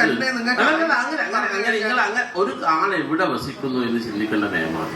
നമ്മളെ ചിന്ത അങ്ങ് കാണിച്ച രാജയോഗം ഈ സ്ഥലത്തിന് സഹജമായിട്ടുള്ളതാണോ, അഥവാ ഇതിന്റെ ക്ഷേത്രേശാദി ബന്ധങ്ങളിലോ ഇതര സംബന്ധത്തിലോ ബന്ധമാണെന്ന ചർച്ച. ഇതില് ഫലം ഇങ്ങനെയാണ്. ഈ ഭൂമിയുടെ ആധിപത്യത്തിൽ ഒരു മുഖ്യമായിട്ടുള്ള കർത്താക്കളായിട്ടുണ്ടാവുന്ന രാജവംശവും അതിന്റെ കീഴേടമായിട്ട് എടപ്രഭുക്കന്മാരായിട്ട് മറ്റൊരു വംശവും ഉണ്ട്. ഇങ്ങനെ രണ്ട് വംശത്തിൽ എടപ്രഭുക്കന്മാരായിട്ടുള്ള വംശത്തെ ചന്ദ്രനെ കൊണ്ട് ചിന്തിക്കണം, മുഖ്യധാര രാജവംശത്തെ ഏറ്റവും ശ്രേഷ്ഠനായിട്ടുള്ള സൂര്യനെ കൊണ്ട് ചിന്തിക്കണം. ഇങ്ങനെ ചിന്തിക്കുന്ന സമയത്ത് ഈ ചന്ദ്രനിൽ കാണുന്ന നൈസർഗികമായ ദോഷം, ഞാൻ പറഞ്ഞ ഒന്നുകൂടെ പറയാം, നൈസർഗികമായി ഈ ചന്ദ്രനിൽ കാണുന്ന ദോഷം ആ എടപ്രഭുക്കന്മാരായി ഭൂമിയുടെ അധികാരികളായി നിൽക്കുന്ന ഈ ഭൂമിവാസികൾക്ക് മുഴുവൻ രാജയോഗ ഭംഗമായിട്ട് നിലനിൽക്കും. ഈ ചന്ദ്രനെ കൊണ്ടുണ്ടാവുന്ന ദോഷത്തെയാണല്ലോ അങ്ങിപ്പം ദോഷമായിട്ട് എന്ന് ഞാൻ പറഞ്ഞിട്ടില്ല. ആരൂഢാധിപനായിട്ടുള്ള ഗ്രഹത്തെ കൊണ്ട് ചന്ദ്രനായി വന്നു. അത് അപ്പൊ ചന്ദ്രലഗ്നത്തില്ല എന്നെങ്ങനെയാണ് ശേഷം ഇങ്ങനെ പറഞ്ഞിട്ടില്ല. ഇങ്ങനെ അത് ഏതോ ഒന്നിലും ഉറച്ചു നിൽക്കില്ല. ഞാൻ പറഞ്ഞ മുഖ്യമായ രാജവംശത്തെ സൂര്യനെ കൊണ്ടും ശരി, അതിൽ നിന്ന് എടപ്രഭുക്കന്മാരെ ഞാൻ വളരെ സ്പഷ്ടമായിട്ട് പറയുന്നു, ഈ രാജവംശത്തിന്റെ അധികാരം മുഖ്യമായിട്ടും അല്ല ഭാഗികമായിട്ടും കൈവശം വെച്ചിട്ടുള്ള ഒരു എടപ്രഭുക്കന്മാരുടെ ചിന്ത നമുക്ക് വേണ്ടി പറയുന്നത്. അതില് മുഖ്യമായ രാജവംശത്തെ സൂര്യനെ കൊണ്ട് ചിന്തിക്കണം, അതിന്റെ കീഴടമായിട്ടുണ്ടാവുന്ന എടപ്രഭുക്കന്മാരെ ചന്ദ്രനെ കൊണ്ട് ചിന്തിക്കണം. ഇങ്ങനെ ചിന്തിക്കാനുള്ള പശ്ചാത്തലം ഈ ഭൂമിശാസ്ത്രത്തിൽ ഉണ്ടെങ്കിൽ അതില് എടപ്രഭുക്കന്മാര് അഥവാ മുഖ്യമായിട്ടുള്ള രാജവംശത്തിന്റെ കീഴടമായിട്ട് പ്രവർത്തിക്കുന്ന വിഭാഗം നശിച്ചുകൊണ്ടിരിക്കുന്നു. ഈ ചന്ദ്രനിലുണ്ടാവുന്ന ദോഷത്തെയാണല്ലോ അങ്ങിപ്പോ ലഗ്നാധിപത്യത്തിന്റെ ദോഷമുണ്ടോ നിങ്ങൾ ചോദിച്ചില്ല? ചോദിച്ചു. നിങ്ങൾ ഗോചരം കാണിച്ച ചന്ദ്രനിൽ തന്നെയാണോ? അത് നിങ്ങൾ ആദ്യം ഉറച്ചു നിൽക്കണം. ഗ്രഹങ്ങൾ ഈ ലഗ്നാധിപത്യം മുഖ്യമായിട്ടുണ്ടാവുന്ന വിഷയം സൂര്യനിലാണ് ഞാൻ കൊടുത്തത്. ആയിക്കോട്ടെ, അത് മനസ്സിലായി. അതിന്റെ കീഴടമായിട്ട് പ്രവർത്തിക്കേണ്ട രാജവംശത്തെ ചന്ദ്രനിലാണ് കൊടുത്തത്. ആയിക്കോട്ടെ, ഈ രണ്ട് രാജവംശത്തെ ചിന്തിക്കണം. ഒന്ന് രാജവംശമാണ്, ഒന്ന് എടപ്രഭുക്കന്മാരാണ്. ഈ ചന്ദ്രനിലെ ദോഷാണല്ലോ അങ്ങ് ആരോപിക്കുന്നത്. അത് ഉറപ്പിക്കാലോ. ഒരു ഗോചരത്തിൽ ഉറപ്പ് വേണം. ഇപ്പൊ നിങ്ങൾക്ക് ഉറപ്പ് നിങ്ങൾക്ക് ഉറപ്പിക്കാത്ത ഈ ലഗ്നാധിപത്യം അംഗീകരിക്കാത്ത കാലത്തോളം സുരേന്ദ്രന്മാരെ അംഗീകരിക്കാതെ ഞാൻ അതില് ഫലത്തിലെത്തിയിട്ടുണ്ട്. ഈ ഫലത്തിൽ ഭേദിക്കണമെങ്കിൽ നിങ്ങൾക്ക് ഫലത്തിനെ ഭേദിക്കാൻ വേണ്ടി അങ്ങേ ഇപ്പൊ കാണിച്ച ശാസ്ത്ര സിദ്ധാന്തം ഈ ചന്ദ്രന്റെ നീചതമാംശകം എന്ന് ഞാൻ കാണിച്ചിട്ടില്ല. അല്ല, ഒന്ന് ചന്ദ്രന്റെ ദോഷമാണല്ലോ അങ്ങ് കാണിച്ചത്. ചന്ദ്രനിലെ നിസർഗമായിട്ടുള്ള ഒരു ദോഷത്തെ കാണിച്ചു. ആ നിസർഗമായ ദോഷം ചന്ദ്രൻ ലഗ്നഭാവത്തിൽ ലഗ്നാധിപനായിട്ട് നിൽക്കുമ്പോൾ ശുഭദൃഷ്ടനായിട്ട് നിൽക്കുന്ന ഒരു ഗ്രഹത്തെ കേവലം നീചതമാംസകം ഒന്നുള്ളൊരു ദോഷമല്ലാതെ വേറെ എന്ത് ദോഷം അങ്ങേക്ക്? ശുഭഗ്രഹത്തിന്റെ ദൃഷ്ടി ചന്ദ്രനിലേക്ക് വ്യാഴത്തിന്റെ ദൃഷ്ടിയെ അങ്ങ് ഏത് വിധത്തിലാ ദോഷമായിട്ട് അതിന് പ്രമാണമുള്ളതുകൊണ്ട് അല്ല. ഈ ചന്ദ്രസ്യ അരിപ്രതിസ്ഥിതി അസന്മധ്യസ്ഥിതി ക്ഷീണത്വം തനുകത്വമത്ര നിജനീജാപ്തിസ്യ ദോഷായിമേ പൂർണത്വം ശുഭമധ്യവാസ യുതിദൃഗ്ദേവേദ്യ കേന്ദ്രസ്ഥിതി സ്ഥാനം തുംഗഭേ യുധിഷ്ഠ ഗുണാ സാങ്കേ വിശേഷാൽ ഗുണാഹ. ആ നിയമം കൂടെ എങ്ങനെയാ നഷ്ടപ്പെട്ടു പോകുന്നത്? അല്ല, നിങ്ങള് കണ്ട പ്രമാണം വേറൊന്നാണ്, ഞങ്ങൾ കാണിച്ച പ്രമാണം വേറെല്ല. ഈ പ്രമാണത്തെ ഗോപ്യമായിട്ടുള്ളിൽ വെച്ചിട്ട് ശാസ്ത്ര പദ്ധതിയിൽ പോകുന്നത് ശാസ്ത്രത്തിന് നിങ്ങളെ പോലത്തെ അനുയോജ്യമല്ല. അതല്ല ചോദ്യത്തിൽ അങ്ങനെയാണെങ്കിൽ അത് ഈ ചന്ദ്രനിലേക്ക് നീചാംശകം ഒഴിച്ചുള്ള യാതൊരു ദോഷത്തെയും കാണിക്കുന്നില്ലല്ലോ ചന്ദ്രൻ. ഞാൻ ചന്ദ്രന്റെ നീചാംശം ആരോപിച്ചിട്ടേ വേണ്ട. ചന്ദ്രനിലേക്ക് എന്താ അങ്ങ് കാണിച്ചു? ആ പ്രമാണത്തിന്റെ ദൃഷ്ടിയാണ്. വ്യാഴദൃഷ്ടി ഭാഗ്യാധിപനായിട്ട് ഭാഗ്യത്തിൽ നിൽക്കുന്ന ഗ്രഹത്തിന്റെ ദൃഷ്ടിയാണ്. ഒരു ആധിപത്യവും നിങ്ങൾക്ക് വിധിക്കാൻ കഴിയില്ല. ലഗ്നഭാഗ്യാധിപന്മാരുടെ യോഗ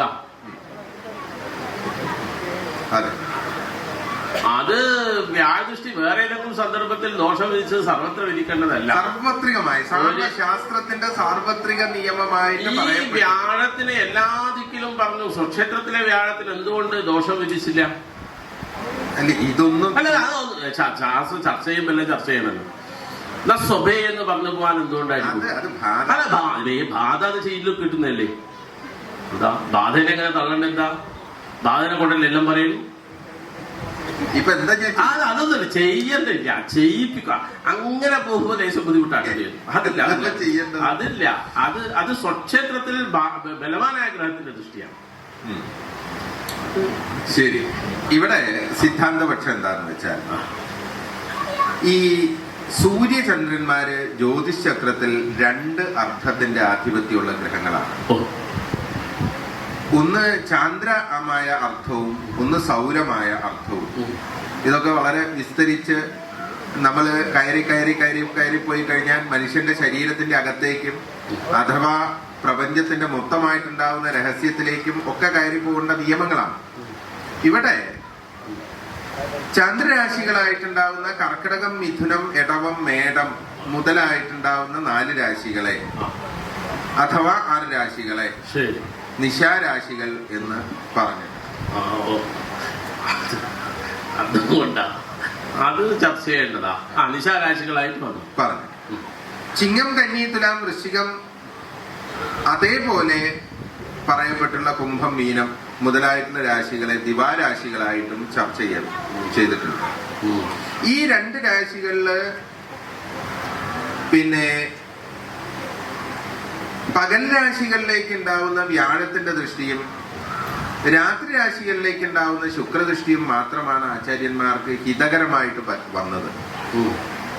രാത്രി രാശികളിലേക്ക് ഉണ്ടാവുന്ന വ്യാഴത്തിന്റെ ദൃഷ്ടിയും പകൽ രാശികളിലേക്ക് ഉണ്ടാവുന്ന ശുക്രദൃഷ്ടിയും രാജയോഗ ഭംഗമാണ്, സാർവത്രികമായ നിയമമാണ്. അങ്ങ് ആരോപിക്കുന്നത് ഇപ്പം അത് ഉറപ്പിക്കാലോ. അല്ല, ഒരു ഗോചരത്തിൽ ഉറപ്പ് വേണം. ഇപ്പൊ നിങ്ങൾക്ക് ഉറപ്പ് നിങ്ങൾക്ക് ഉറപ്പിക്കാത്ത ഈ ലഗ്നാധിപത്യം അംഗീകരിക്കാത്ത കാലത്തോളം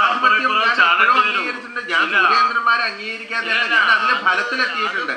ഈ ഫലത്തിൽ ഭേദിക്കണമെങ്കിൽ നിങ്ങൾക്ക് ഫലത്തിനെ ഭേദിക്കാൻ വേണ്ടി അങ്ങേ ഇപ്പൊ കാണിച്ച ശാസ്ത്ര സിദ്ധാന്തം ഈ ചന്ദ്രന്റെ നീചനവാംശകം എന്ന് ഞാൻ കാണിച്ചിട്ടില്ല. അല്ല, ഒന്ന് ചന്ദ്രനിലെ ചന്ദ്രന്റെ ദോഷമാണല്ലോ അങ്ങ് കാണിച്ചത്. ചന്ദ്രനിലെ നിസർഗമായിട്ടുള്ള ഒരു ദോഷത്തെ കാണിച്ചു. ആ നിസർഗമായ ദോഷം ചന്ദ്രൻ ലഗ്നഭാവത്തിൽ ലഗ്നാധിപനായിട്ട് നിൽക്കുമ്പം ശുഭദൃഷ്ടനായിട്ട് നിൽക്കുന്ന ഒരു ഗ്രഹത്തെ കേവലം നീചതമാംസകം ഒന്നുള്ളൊരു ദോഷമല്ലാതെ വേറെ ഒരു ദോഷം അങ്ങേക്ക്. ശുഭഗ്രഹത്തിന്റെ ദൃഷ്ടി എന്ന ദോഷം, ശുഭഗ്രഹത്തിന്റെ ദൃഷ്ടി ചന്ദ്രനിലേക്ക് വ്യാഴത്തിന്റെ ദൃഷ്ടിയെ അങ്ങ് ഏത് വിധത്തിൽ ആ ദോഷമായിട്ട് കൽപ്പിച്ചു? അതിന് പ്രമാണമുള്ളതുകൊണ്ട് അല്ല, ഈ ചന്ദ്രസ്യ അരിപ്രതിവ്യസ്ഥിതി അസന്മധ്യസ്ഥിതി ക്ഷീണത്വം തനുകത്വമത്ര നിജനീജാപ്തിശ്ച ദോഷായിമേ പൂർണ്ണത്വം ശുഭമധ്യവാസ യുതിദൃഗ്ദേവേദ്യ കേന്ദ്രസ്ഥിതി സ്ഥാനം തുംഗഘേ യുധിഷ്ഠ ഗുരുണാ സാങ്കേ വിശേഷാൽ ഗുണാഹ. ആ നിയമം കൂടെ എങ്ങനെയാ നഷ്ടപ്പെട്ടു പോകുന്നത്? ഞാൻ ചൊല്ലിയിട്ടേ. അല്ല, നിങ്ങള് കണ്ട പ്രമാണം വേറൊന്നാണ്, ഞങ്ങൾ കാണിച്ച പ്രമാണം വേറെ ഒന്നാണ്. ഈ പ്രമാണത്തെ ഗോപ്യമായിട്ടുള്ളിൽ വെച്ചിട്ട് ശാസ്ത്രവർദ്ധതയിൽ പോകുന്നത് ശാസ്ത്രത്തിന് നിങ്ങളെ പോലത്തെ അനുയോജ്യമല്ല. അതല്ല ചോദ്യത്തിന് അങ്ങനെ അത് ഈ ചന്ദ്രനിലേക്ക് നീചാംശകം ഒഴിച്ചുള്ള യാതൊരു ദോഷത്തെയും കാണിക്കുന്നില്ലല്ലോ ചന്ദ്രൻ. ഞാൻ ചന്ദ്രനിൽ നീചാംശകം ആരോപിച്ചിട്ടേ വേണ്ട. ചന്ദ്രനിലേക്ക് എന്താ അങ്ങ് കാണിച്ചു? ആ പ്രമാണത്തിന്റെ ദൃഷ്ടിയാണ്. വ്യാഴദൃഷ്ടി ഭാഗ്യാധിപനായിട്ട് ഭാഗ്യത്തിൽ നിൽക്കുന്ന ഗ്രഹത്തിന്റെ ദൃഷ്ടിയാണ്. ഒരു ആധിപത്യവും നിങ്ങൾക്ക് വിധിക്കാൻ കഴിയില്ല. ലഗ്നഭാഗ്യാധിപന്മാരുടെ യോഗ അത് വ്യാഴദൃഷ്ടി വേറെ ഏതെങ്കിലും സന്ദർഭത്തിൽ ദോഷം വിധിച്ചത് സർവത്ര വിധിക്കേണ്ടതല്ല. സാർവത്രികമായ ശാസ്ത്രത്തിന്റെ സാർവത്രിക നിയമമായിട്ട് ഈ വ്യാഴത്തിനെ എല്ലാ ദിക്കിലും പറഞ്ഞു. സ്വക്ഷേത്രത്തിലെ വ്യാഴത്തിന് എന്തുകൊണ്ട് ദോഷം വിധിച്ചില്ല? ഇതൊന്നും അല്ല, ശാസ്ത്ര ചർച്ച ചെയ്യുമ്പല്ലേ ചർച്ച ചെയ്യണല്ലോ. സ്വഭേ എന്ന് പറഞ്ഞു പോകാൻ എന്തുകൊണ്ടായിരിക്കും? ബാധ അത് ചെയ്യലും കിട്ടുന്നല്ലേ. എന്താ ബാധനെ എങ്ങനെ തള്ളണ്ട? എന്താ ബാധനെ കൊണ്ടല്ലേ എല്ലാം പറയല്? അതൊന്നുമില്ല, ചെയ്യണ്ടില്ല, ചെയ്യിപ്പിക്കുക. അങ്ങനെ പോകുമ്പോൾ ലേശം ബുദ്ധിമുട്ടാക്കേണ്ടി വരും. അതില്ല അത് സ്വക്ഷേത്രത്തിൽ ബലവാനായ ഗ്രഹത്തിന്റെ ദൃഷ്ടിയാണ്. ശരി. ഇവിടെ സിദ്ധാന്തപക്ഷം എന്താന്ന് വെച്ചാൽ, ഈ സൂര്യചന്ദ്രന്മാര് ജ്യോതിഷ് ചക്രത്തിൽ 2 അർത്ഥത്തിന്റെ ആധിപത്യമുള്ള ഗ്രഹങ്ങളാണ്. ഒന്ന് ചാന്ദ്രമായ അർത്ഥവും ഒന്ന് സൗരമായ അർത്ഥവും. ഇതൊക്കെ വളരെ വിസ്തരിച്ച് നമ്മൾ കയറി പോയി കഴിഞ്ഞാൽ മനുഷ്യന്റെ ശരീരത്തിന്റെ അകത്തേക്കും അഥവാ പ്രപഞ്ചത്തിന്റെ മൊത്തമായിട്ടുണ്ടാവുന്ന രഹസ്യത്തിലേക്കും ഒക്കെ കയറി പോകേണ്ട നിയമങ്ങളാണ്. ഇവിടെ ചന്ദ്രരാശികളായിട്ടുണ്ടാവുന്ന കർക്കിടകം, മിഥുനം, ഇടവം, മേടം മുതലായിട്ടുണ്ടാവുന്ന 4 രാശികളെ അഥവാ 6 രാശികളെ നിശാരാശികൾ എന്ന് പറഞ്ഞിട്ടുണ്ട്.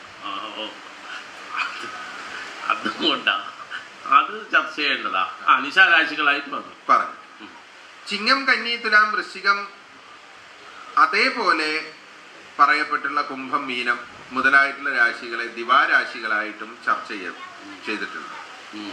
ഈ 2 രാശികളില് പിന്നെ പകൽ രാശികളിലേക്ക് ഉണ്ടാവുന്ന വ്യാഴത്തിന്റെ ദൃഷ്ടിയും രാത്രി രാശികളിലേക്ക് ഉണ്ടാവുന്ന ശുക്രദൃഷ്ടിയും മാത്രമാണ് ആചാര്യന്മാർക്ക് ഹിതകരമായിട്ട് വന്നത്. രാത്രി രാശികളിലേക്ക് ഉണ്ടാവുന്ന വ്യാഴത്തിന്റെ ദൃഷ്ടിയും പകൽ രാശികളിലേക്ക് ഉണ്ടാവുന്ന ശുക്രദൃഷ്ടിയും രാജയോഗ ഭംഗമാണ്, സാർവത്രികമായ നിയമമാണ്. അപ്പൊ അങ്ങനെയാണെങ്കിൽ ചന്ദ്രനിലെ ഏത് രാശിയിൽ നിന്നാലും വ്യാദൃഷ്ടി ദോഷം വിധിക്കേണ്ടി വരൂലേ? പറയാം. അഹനി നിശിച്ച ചന്ദ്രേ രാശിയല്ല കേട്ടോ. അഹനി നിശിച്ച ചന്ദ്രേ സ്വേധിമിത്രാംശകേ വാ. ഒന്നുകൂടെ. സ്വ അതിമിത്രാംശകേ വാ സുരഗുരു സിതദൃഷ്ടേ വിത്തവാൻ സ്യാദ് സുഖീച. കണ്ടോ? വിത്തവാൻ സ്യാദ് സുഖീച കഴിഞ്ഞു. വിത്തവാൻ സ്യാൽ സുഖീ കഴിഞ്ഞു.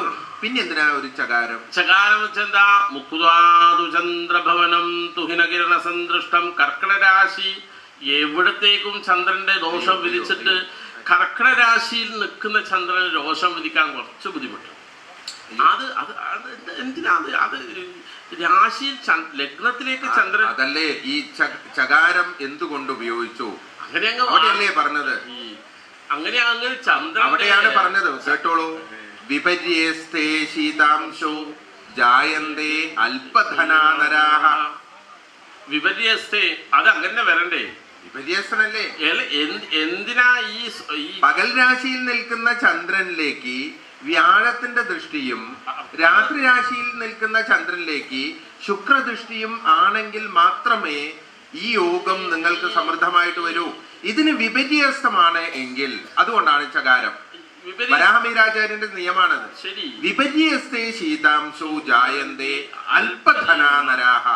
ഇതുകൊണ്ടാണ് ഏതോ ചേത് വിപരീതതാമുപഗതോ എന്ന് കർക്കിടക രാശിയിലെ ചന്ദ്രനിലേക്ക് കുറച്ച് ബുദ്ധിമുട്ടുണ്ട്.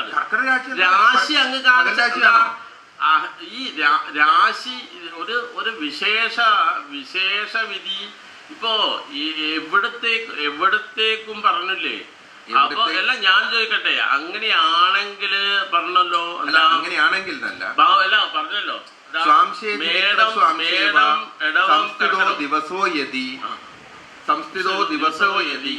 ദിവസരാശി തന്നെയാവണം. ആയിക്കോട്ടെ, ദിശാരാശി ആവരുത്. അങ്ങനെയാണെങ്കിൽ ഈ ലഗ്നഭാവം മേടം, ഇടവം, കർക്കിടകം ഈ രാശി അതൊക്കെ എങ്ങനെയായിരിക്കും? അതിപ്പം വരാഹമീരാചാര്യരോട് ഇതേപോലെ തന്നെയാണ്. ഈ വിഷയത്തിൽ ഇവിടെ 10ൽ നിൽക്കുന്ന സൂര്യനിൽ മാത്രം നൈസർഗികമായിട്ടുണ്ടാവുന്ന രാജയോഗം നിലനിൽക്കുകയും വിപര്യേസ്തേ ശീതാംശോ ജായന്തേ അല്പധനാനരാഹ. അപ്പം രാജയോഗത്തെ ഭംഗം വന്ന് ദാരിദ്ര്യത്തിലേക്ക്, സാമ്പത്തികമായി ക്ഷയാവസ്ഥയിലേക്ക് മുഴുവനും പോയിക്കൊണ്ടിരിക്കുന്ന ഒരു വിഭാഗത്തിന്റെ ഭൂമിയായിരിക്കണം ഇത്. അല്ല, ആ ഫലത്തില് ആയിക്കോട്ടെ, ഫലം മുമ്പോട്ട് പോവാ. ഈ ചന്ദ്രന്റെ ചർച്ച ഭാവിയിൽ വരും കേട്ടോ. ഭാവിയിൽ വരാം. ഇതിന്റെ കാരണം നമ്മൾ ഈ പ്രശ്നവേദിയിൽ ചർച്ച ചെയ്യേണ്ട കാര്യമായിരിക്കില്ല. ഒരു ഇടപ്രഭുക്കന്മാരുടെ നാശത്തിന്റെ കാരണം എന്ത് എന്നുള്ളത് ഒരുപക്ഷെ പബ്ലിക് ആയിട്ടുള്ള ഇങ്ങനെ ഒരു പ്രശ്നവേദിയിൽ നമ്മൾ ചർച്ച ചെയ്യേണ്ടതായിരിക്കും. കാരണം അവരുടെ സ്വകാര്യ കാര്യമായിരിക്കും. പക്ഷേ 2 കാരണം നമ്മൾക്ക് പറഞ്ഞേ തീരൂ. ആ കുടുംബം, അങ്ങനെ ഒരു കുടുംബം ഉണ്ട് എങ്കിൽ ആ കുടുംബത്തിൽ മാതൃശാപവും ഭഗവതിയെ ഉപേക്ഷിച്ച ദോഷവും അവരിൽ നിലനിൽക്കുന്നു. ബാക്കി അവർ ചർച്ച ചെയ്യട്ടെ. അല്ല, അങ്ങനെയാണെങ്കിൽ ആ രാശി ഇന്ന് ലഗ്നമായിട്ട് വന്നതുകൊണ്ട് ഇന്ന് നിക്കട്ടെ, അത് ഇവിടെ എന്തുകൊണ്ട് ലഗ്നമായിട്ട് വന്നു? അവരുടേതാണ് ഈ ഭൂമി. അല്ല, അങ്ങനെയാണെങ്കിൽ ഇന്നിപ്പോ പ്രശ്നകാലത്തില് ഒരു പ്രശ്നകാലത്തിൽ ഈ ഗൃഹസ്ഥിതി 3 ലഗ്നങ്ങളാ ബഹുത്വേന ലഗ്നങ്ങളായിട്ടാണ്. ഒന്ന് കേൾക്കണത്. അത് അങ്ങനെയാണെങ്കിൽ നിങ്ങൾ താമ്പൂലഗ്രഹം വന്നു എന്നുള്ളത് കൊണ്ട് ഒരു വിഷയം, ഒരു താമ്പൂലഗ്രഹം വന്നു എന്ന് മാത്രം കൊണ്ടല്ല. താമ്പൂലഗ്രഹം വന്നത് എന്താ? ലഗ്നാദി ഭാവ വിഹകേശ്ച വതേത്. കേവലം താമ്പൂലം കൊണ്ട് ചിന്തിക്കാനല്ല പറഞ്ഞ, ആ മറ്റു ലഗ്നങ്ങളെ കൊണ്ടും അവിടെ നിൽക്കുന്ന ഗ്രഹങ്ങളെ കൊണ്ടൊക്കെ ചർച്ച ചെയ്യാൻ പറഞ്ഞിട്ടുണ്ട്, അനുവാദമുണ്ട് ശാസ്ത്രത്തിൽ.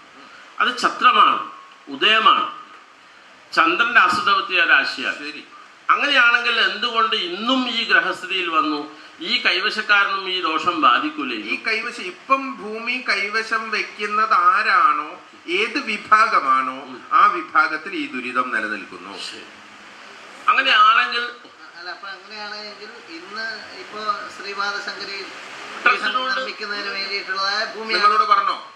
ആ ഭൂമിയുടെ പേരിലാണല്ലോ പ്രശ്നം. അങ്ങനെയല്ല, അങ്ങനെയല്ല, അങ്ങനെയല്ലേ അല്ല, അങ്ങനെയാ, അങ്ങനെയല്ലേ അല്ല, അങ്ങനെയില്ല. അങ്ങനെ ചിന്തിച്ചൂടപ്പാ, ഒന്നുമില്ല. അങ്ങനെ അങ്ങനെ ഇതിപ്പോ ഇത് ഒപ്പിച്ചാള് ഞാൻ വളരെ വ്യക്തമായിട്ട് അത് പറയാം. ഷഷ്ടി മാത്രം ഭുജിച്ച് സപ്തമിയിലേക്ക് കടക്കുന്ന ചന്ദ്രനാണ്. പഞ്ചമി ആയിക്കോട്ടെ, പഞ്ചമി ഉണ്ടല്ലോ, പഞ്ചമി ഉണ്ട്. ആരുണ്ട്? ആ ചന്ദ്രൻ. അതെ, ഈ ചന്ദ്രൻ ആരാ? ചന്ദ്രൻ ഈ ഭൂമി ആരാണോ നിങ്ങൾ ഈ ഭൂമി ഈ ലഗ്നത്തിൽ ലഗ്നാധിപൻ നിൽക്കുമ്പോ ഈ ഭൂമിയിൽ സഹജമായതാണ്, മറ്റുള്ള ആളെയല്ല, കൈവശക്കാരന്റെ അല്ല, ഈ ഭൂമിയിലുള്ളതാണ്. അങ്ങനെയാണെങ്കിൽ നിങ്ങൾ ഇന്ന് ശ്രീപാദശങ്കരി അല്ലേ? അല്ല, ശ്രീപാദശങ്കരി പീഠത്തിന് വേണ്ടി ഇന്ന് ലളിതായനം ട്രസ്റ്റ് വാങ്ങിച്ചിരിക്കുന്ന അങ്ങനെ നിങ്ങൾ പോയിട്ട് ആരാ പ്രശ്നം ചെയ്ത്? അല്ല, അങ്ങനെയല്ല ചർച്ച ചെയ്യുമ്പോ അദ്ദേഹം ഉടമസ്ഥനാ.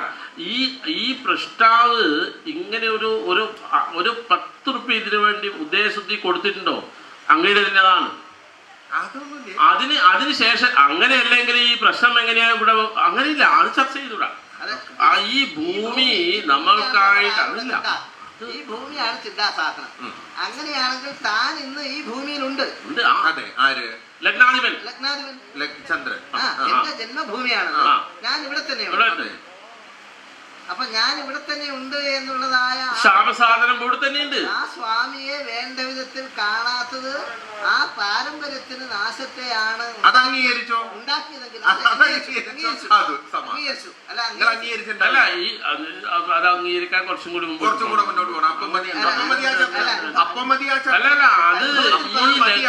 അല്ല, ഞാനൊന്ന് കാണിച്ചത് ഈ ലഗ്നത്തിൽ നിൽക്കുന്ന ഗ്രഹത്തെ കൊണ്ടാണ് ചർച്ച ചെയ്തിട്ടുണ്ടെങ്കിൽ ഈ ലഗ്നം ആരുടെയൊക്കെ കൈവശത്തിൽ വരുന്നോ അവരിലൊക്കെ ഈ ദുരിതം ഇപ്പോഴും ഉണ്ടല്ലോ. അത് നമുക്ക് അങ്ങനെയല്ലെങ്കിൽ പിന്നെ എന്തിനാ അത് ചർച്ച ചെയ്യാൻ വേണ്ടിയിട്ടായിരിക്കുമല്ലോ. ഇപ്പം ഈ ഉദ്ദേശശുദ്ധി എന്താ? ഇങ്ങനെ ഒരു സങ്കേതം, ഒരു ക്ഷേത്രവും ഒരു ശ്രീപാദശങ്കരി പീഠം എന്ന് വിഭാവന ചെയ്യുന്ന ഒരു സങ്കേതം, അത് ഈ മണ്ണിൽ സുസ്ഥിരമാക്കണം. അതിന് വേണ്ടിയിട്ടാണ്. അല്ല, അതിനല്ലേ ഉദ്ദേശം. നിൽക്കട്ടെ, പ്രഷ്ടാവിന്റെ ജിജ്ഞാസ എന്തിനാ ഇപ്പൊ ഇങ്ങനെ ഒരു അഷ്ടമംഗല പ്രശ്നം? ഞാൻ ഇങ്ങനെ ഒരു ഭൂമി തെരഞ്ഞെടുത്തിരിക്കുന്നു. ആ ഭൂമി തെരഞ്ഞെടുത്തത് എൻ്റെ ഒരു ഉപാസനാ സ്വഭാവത്തിലുള്ള പരമ്പരാഗതമായിട്ട് കൈവശം വന്നിട്ടുള്ള എൻ്റെ ഒരു ഉപാസനാ ദേവതയായിട്ടുള്ള ശ്രീപാദശങ്കരിയെ ഈ ഭൂമിയിൽ എനിക്ക് പ്രതിഷ്ഠിക്കണം എന്ന് ആഗ്രഹമുണ്ട്. അതിനു വേണ്ടിയിട്ട് ഈ ഭൂമി പ്രാഥമികമായിട്ട് നമ്മൾ പറഞ്ഞു കഴിഞ്ഞു ഉത്തമാണ്, ശ്രേഷ്ഠമാണ്. അതിന് പകരം ഒട്ടും പാടില്ല എന്നുള്ളൊരു ഭൂമിയാന്ന് പറഞ്ഞു കഴിഞ്ഞാൽ ഇന്ന് നമ്മൾ പ്രശ്നം നിർത്തൂലേ? അത് ചർച്ച ചെയ്ത വിഷയമല്ലപ്പാ. അല്ല, ചെയ്യാത്ത വിഷയമാണ്. നമുക്ക് ചർച്ച ചെയ്യാത്ത വിഷയമാണ്. ബാക്കി കാര്യങ്ങൾ നാട്ടുകാർക്കാണ്. ഈ ശ്രീപാദശങ്കരി പീഠം ഇന്നിവിടെ പ്രശ്നം വെച്ചു. നമ്മൾ പ്രശ്നം വെച്ച ഉടനെ പറയാണ് ഈ ഭൂമി ക്ഷേത്ര നിർമ്മാണത്തിന് കൊള്ളില്ല എന്ന് പറഞ്ഞാൽ ശ്രീപാദ ശങ്കരി പീഠം മാറി. പിൻവലിഞ്ഞവര് ചിലപ്പോ ക്യാഷ് കൊടുത്തിട്ടുണ്ടാവും, അഡ്വാൻസും കാര്യവും, അതൊക്കെ ലീഗല നിയമപരമായിട്ട് അതൊക്കെ തിരിച്ചു വാങ്ങാനുള്ള പരിപാടിയും കാര്യങ്ങളും ഒക്കെ ചെയ്തു. നമ്മൾ മെല്ലെ ഒഴിവാകുക, നമ്മൾ നല്ല വേറെ ഏതെങ്കിലും ഭൂമി, ഉത്തമമായിട്ടുള്ള ഭൂമി കിട്ടണം. പ്രശ്നം എന്താണ്? നാട്ടുകാർക്ക് ഈ പ്രശ്നം പിന്നെയും, ഈ ഭൂമിയെ സംബന്ധിച്ചിടത്തോളം ഇങ്ങനെ ഒരു ദുരിതം ഈ ഭൂമിയിലുണ്ട് എങ്കിൽ അത് ഈ പ്രദേശവാസികൾക്ക് ഭാവിയിലും ദോഷപ്രദമല്ലേ? ഈ ഭൂമി ഏത് കാലം നിലനിൽക്കുന്നുവോ, ലഗ്നാധിപൻ ലഗ്നത്തിൽ വരുമ്പം ഈ ഭൂമി ഏത് കാലം നിലനിൽക്കുന്നുവോ ആ ദോഷം ഇന്നും ഈ ഭൂമിയിലുണ്ട്. അല്ല, ഇത് അതാണ് ഞാൻ പറഞ്ഞത്, ഇതാണ് ഞാൻ പറഞ്ഞത്, ഭൂമിയുടേതല്ല, ഭൂമിയിൽ വന്നു ചേർന്ന ദുരിതം നിജമാണോ ആഗന്തുകമാണോ നോക്കാം, അത് ചർച്ച ചെയ്യാം. അതിലാണ് എനിക്ക് പൂർവക്ഷം ഉള്ളത് അങ്ങയോട്. ആ നിജാഗന്തുക ഈ ഭൂമിക്ക് വല്ല സഹജമായ വല്ല ദോഷമുണ്ടോ എന്ന് ചിന്തിക്കുമ്പോൾ നമുക്കത് ഒരുപാട് ചർച്ച ചെയ്യേണ്ടതുണ്ട്. കേവലം ഈ വിഷയം കൊണ്ട് മാത്രമല്ല. ആ ചന്ദ്രന്റെ നവാംശകാധിപനായ ഗ്രഹം അഷ്ടമരാശിയിൽ പാപഗ്രഹത്തോടു കൂടി നിൽക്കുന്ന ഗ്രഹമാണ്. അപ്പൊ ഈ ഭൂമിയുടെ അടിസ്ഥാന ദുരിതം അതിലൂടെ തന്നെയാണ്. അപ്പൊ അത് നമുക്ക് നോക്കാം, അത് ചർച്ച ചെയ്യാം. അത് ആ വിഷയത്തെ അങ്ങോട്ട് ചിന്തിക്കുമ്പോ അതിപ്പോ ചർച്ച ചെയ്ത ഗതി അതല്ലാലോ. ഇപ്പൊ ജാനത പറഞ്ഞ ഈ കുഴിയിലൊക്കെ യാതൊരു ഒരു ദോഷമില്ല. നിങ്ങൾ ഈ കുഴി സ്വന്തം കുഴിച്ചിട്ട് അതിൽ പോയി വീഴാണ്ടെന്നാ മതി. ആയിക്കോട്ടെ. അപ്പോ ഈ അങ്ങനെ രണ്ട് വിഷയം ഉണ്ടാവുമ്പോ ഈ രണ്ട് രാജവംശക്കാരുടെയും ചിന്ത ചെയ്യുന്ന സമയത്ത് ഒരു ഇടപ്രഭുക്കന്മാരായിട്ടുണ്ടാവുന്ന ഒരു വിഭാഗത്തിന്റെ നാശത്തിന്റെ കാരണമായി തീർന്നിട്ടുള്ള പ്രധാന ദുരിതത്തെ ഈ ചന്ദ്രനിലൂടെ നമ്മൾ മനസ്സിലാക്കി ആ ദുരിതം ഭൂമിയെ ബാധിക്കാതിരിക്കാൻ വേണ്ട പ്രിവെൻഷൻ അതെന്താണോ അത് നാട്ടുകാരും കൂടെ ചേർന്ന് നിങ്ങൾ ചെയ്യണം. കാരണം ഈ കാര്യം ഒരു കാരണവശാലും ഒരുപക്ഷെ ശ്രീപാദശങ്കരി പീഠത്തിന്റെ ഉദ്ദേശത്തിൽ പെടുന്നതായിരിക്കില്ല. പക്ഷേ ഈ നാടിന്, ഈ പ്രദേശവാസികൾക്ക് ഐശ്വര്യവും സമൃദ്ധിയും വേണമെങ്കിൽ ഈ കാര്യത്തിൽ പരിവർത്തനം വേണം. ഈ നവാംശകപതിയായിരിക്കുന്ന ഗ്രഹം അഷ്ടമരാശിയില് ശനിയോടുകൂടി നിൽക്കുമ്പോൾ ഈ ഭൂമി ഒരു വധക്രിയക്ക് സാക്ഷിയായ സ്ഥലമാണല്ലോ. ആയിരിക്കാം. അതെന്താ നിഷേധിക്കാത്തത്? നിഷേധിക്കാത്തതാണ്. ഒരു അർദ്ധാംഗീകാരത്തിലുള്ള ആയിരിക്കാം എന്നുള്ളത് എന്താ? അതിന്റെ കാര്യം എന്താന്ന് വെച്ചാൽ ഈ നവാംശകപതിയായിട്ടുണ്ടാവുന്ന ഗ്രഹം അഷ്ടമരാശിയിൽ ആണ് എങ്കിൽ പോലും അത് കർക്കിടക രാശിയുടെ ബാധാസ്ഥാനത്താണ്. അല്ല, കർക്കിടക രാശിയുടെ ബാധാസ്ഥാനാണെങ്കിലും ഈ ഗ്രഹം അഷ്ടമരാശിയിൽ ശനിയോടുകൂടി നിന്നില്ലേ? ഈ ശനികുജന്മാരുടെ ഏകരാശി സ്ഥിതി, അഷ്ടമഭാവ സ്ഥിതി ലഗ്നത്തെ സംബന്ധിച്ച് ഏറ്റവും ദോഷം ഉണ്ടാക്കുന്ന ഒരു സാധനമാണല്ലോ. അതെ, ലഗ്നത്തെ സംബന്ധിച്ചിടത്തോളം, അഥവാ ലഗ്നത്തെ ആയിക്കോട്ടെ ചന്ദ്രനെ ആയിക്കോട്ടെ, അവരുടെ ഭാഷയിൽ അവിടെയൊക്കെ ചന്ദ്രൻ അംഗീകരിച്ചു കിട്ടിയിരുന്നത് നമുക്കൊരു. അപ്പൊ ചന്ദ്രന്റെ പ്രാണനായി നിൽക്കുന്ന, ചന്ദ്രന്റെ പ്രാണൻ എന്ത് എന്ന് ചിന്തിക്കുന്ന സമയത്ത് അതാണ് ചൊവ്വ. ആ ചൊവ്വയാണ് ശനിയോഗത്തോടുകൂടെ കുംഭരാശിയിൽ നിൽക്കുന്നത് എന്നുള്ളത് കൊണ്ട് വളരെ പ്രാകൃതമായ രീതിയിൽ, പ്രാകൃതം എന്ന് പറഞ്ഞാൽ പ്രകൃതിയുമായിട്ട് ചേർത്തുകൊണ്ട് ഉണ്ടാവുന്ന ഒരു ആരാധനാക്രമം പടിഞ്ഞാറ് ഭാഗത്ത് നിലനിന്നിരുന്നു പൗരാണിക കാലഘട്ടത്തിൽ. പ്രാകൃതം, അതാ ഞാൻ പറഞ്ഞ അമ്പലമല്ല, പ്രകൃതിയായിട്ട് ബന്ധപ്പെട്ട്. അതെ, അത് ഇന്ന് നടക്കുന്നില്ല. അതാണ് ഈ ഒരു കാലഘട്ടത്തില് ശനിയോട് കൂടി നിൽക്കുമ്പോ ഒരു ബലികർമ്മത്തോടു കൂടി ആചരിച്ചു വന്ന ഒരു സങ്കല്പ സാധനമായിരിക്കും അത്. നിജോത്സവധ്വംസന രുഷ്ടദേവത പരാഭിചാരോത്ഭവ ദേവതാശ്ച എന്ന് പറയുമ്പോ അവിടെ എന്ന് വെച്ചാൽ തമോ ഗുണപ്രധാനമായിട്ടുള്ള ആരാധനയാണ്. ഈ കോഴിവെട്ട് ഗുരുതി പോലെ അങ്ങനെ ചെയ്ത ഒരു ആരാധനാ സങ്കേതം തമോ ഗുണപ്രധാനമാണ്. അത് അങ്ങനെയാണെങ്കിൽ ഒരു ഈ ശനിയോട് കൂടി നിൽക്കുന്നതുകൊണ്ട് ഒന്നിലധികം ദേവന്മാരുടെ ഒരു കൂട്ടമായിട്ട് ആരാധിച്ചു, ഒന്നിലധികം കൂട്ടമായിട്ട് ഒന്നിൽ തന്നെ അനവധി സാധനങ്ങൾ വെച്ച് ആരാധിക്കുന്ന ഒരു സമ്പ്രദായം. അറിയില്ല, ചർച്ചയാണ് ഇപ്പൊ എന്താണ് ചെയ്യേണ്ടത് എന്ന് പറയുന്ന സമയത്ത് ഇതുകളൊക്കെ അതെ ബാധയിലാണ് എന്ന് പറയുമ്പോൾ ഇതിന്റെ മുന്നോട്ടേക്കുണ്ടാവുന്ന നമ്മുടെ പ്രയാണം, നമ്മുടെ ഈ ഓരോ കാര്യങ്ങൾക്ക് വേണ്ടി പരിശ്രമത്തിൽ ഓരോ കാര്യത്തിലും സത്യസന്ധമല്ലാത്ത പ്രവർത്തനങ്ങൾ നമ്മൾ നേരിടുന്നതായിട്ട് വരും. ദുഃഖാർത്തോ സത്യസന്ധോ സത്യസന്ധമായിട്ട് നമ്മൾ പ്രവർത്തിക്കുന്ന സമയത്ത് തീർത്തും നിരാകൃതമായ രൂപത്തിൽ അസത്യസന്ധമായുള്ള പ്രവർത്തനം നമ്മൾക്ക് തിരിച്ചടിയായിട്ട് വരും. എവിടെയെല്ലാം നമ്മൾ പ്രവർത്തനം മുന്നോട്ട് പോകുന്നു എവിടെയെല്ലാം ഉണ്ടാവും. അപ്പൊ ഈ അസത്യസന്ധം എന്ന് പറയുന്ന സമയത്ത് കൃത്രിമമായ മാർഗങ്ങളിലൂടെ ഇവിടുത്തെ നമ്മുടെ പ്രവർത്തനങ്ങളെ തടസ്സം ചെയ്യാനുണ്ടാവുന്ന ക്ഷുദ്രശക്തികളുടെ, ക്ഷുദ്ര മനസ്സുകളുടെ ആക്രമണ ഭാവം എല്ലാ സമയത്തും ഉണ്ടാവും. അത് ഒരിക്കലും ആ വ്യക്തിയായിട്ട് സങ്കല്പിക്കാതെ ഈ സ്ഥലത്തിന്റെ ബാധയായിട്ട് സങ്കല്പിച്ചു കഴിഞ്ഞാൽ ശമിക്കുകയും ചെയ്യും. അല്ല, അങ്ങനെയാണെങ്കിൽ ഈ അഷ്ടമത്തിൽ നിൽക്കുന്ന ചന്ദ്രന്റെ അഷ്ടമരാശിയിൽ നിൽക്കുന്ന ഭാവഗ്രഹങ്ങള് ഒരു സ്ത്രീക്ക് വധത്തിന് തുല്യമായ മരണം സംഭവിച്ചൊരു സ്ഥലം പടിഞ്ഞാറ് ഭാഗത്ത് അല്ല, അത് അങ്ങനെയല്ല, അതവിടെയല്ല. അത് ഇപ്പൊ പറയാം, അത് ചർച്ചയിനോടുകൂടി അങ്ങ് തീർത്താളെ. തീർക്കാനായി എന്താ അതിന് കുറച്ചും കൂടെ തെളിവ് വേണം. അല്ല, ഒരു തെളിവുണ്ടല്ലോ അപ്പൊ അവിടെ. പൂർണ്ണമായിട്ടുള്ള സർവ്വസാധനങ്ങളുടെയും സർവ്വസ്ഥാനങ്ങളും നഷ്ടപ്പെട്ടു പോയിട്ടുണ്ടാവുന്ന ഒരു കുടുംബത്തിന്റെ കഥ ഇതിന്റെ തെക്ക് പടിഞ്ഞാറ് ഭാഗത്ത് നമുക്ക് ചർച്ച ചെയ്യാനുണ്ട്. അതിനാവശ്യമായ തെളിവുകൾ കിട്ടാത്തത് കൊണ്ട് ഇപ്പൊ ചെയ്യുന്നില്ല. അല്ല, ഈ അങ്ങ് കാണിച്ച ഈ ഗോചരഗ്രഹസ്ഥിതിയില് അത് തെക്ക് പടിഞ്ഞാറാണ്. ഈ ചന്ദ്രനെ കൊണ്ട് തന്നെയാണ് തെക്ക് പടിഞ്ഞാറാണത്. ഈ പടിഞ്ഞാറ് ഭാഗത്ത് തന്നെ തെക്ക് പടിഞ്ഞാറ് ഒട്ടും മാറിക്കൂടാ. തെക്ക് പടിഞ്ഞാറ് ഇവിടുന്ന് നേരെ നോക്കുമ്പോ ഈ ഭാഗമാണ്. അത് ചന്ദ്രനെ കൊണ്ട് തന്നെയേ കിട്ടുള്ളൂ. അതിന് കുറച്ചും കൂടെ തെളിവ് ആവശ്യമുണ്ട്. ആ സമയത്തേക്ക് തരാം, നോക്കാം. അറിവിലുണ്ട്, തെളിവ് തന്നെ. അല്ല, നിങ്ങൾക്ക് കുറച്ചുകൂടെ തെളിവ് തന്നാലേ നിങ്ങൾക്ക് അറിവിലുണ്ടോ ഇല്ലയോ എന്ന് മനസ്സിലാവും. ഒരേ സമയത്ത് പടിഞ്ഞാറ് ഭാഗം വെച്ച് തെക്ക് പടിഞ്ഞാറ് ഒരിക്കലും പടിഞ്ഞാറേക്ക് പോകണ്ട. തെക്ക് പടിഞ്ഞാറ് എന്ന് പറഞ്ഞാൽ ഇവിടുന്ന് സൗത്ത് വെസ്റ്റ് ആംഗിൾ ആ ഭാഗത്ത് വളരെയധികം പാപാംശമുള്ള ഒരു കർമ്മം നടന്നിട്ടുള്ള ഒരു ഭൂമിയാണ്. നമുക്ക് മനസ്സിലാവും, അത് ഒന്നല്ല രണ്ടാണ്.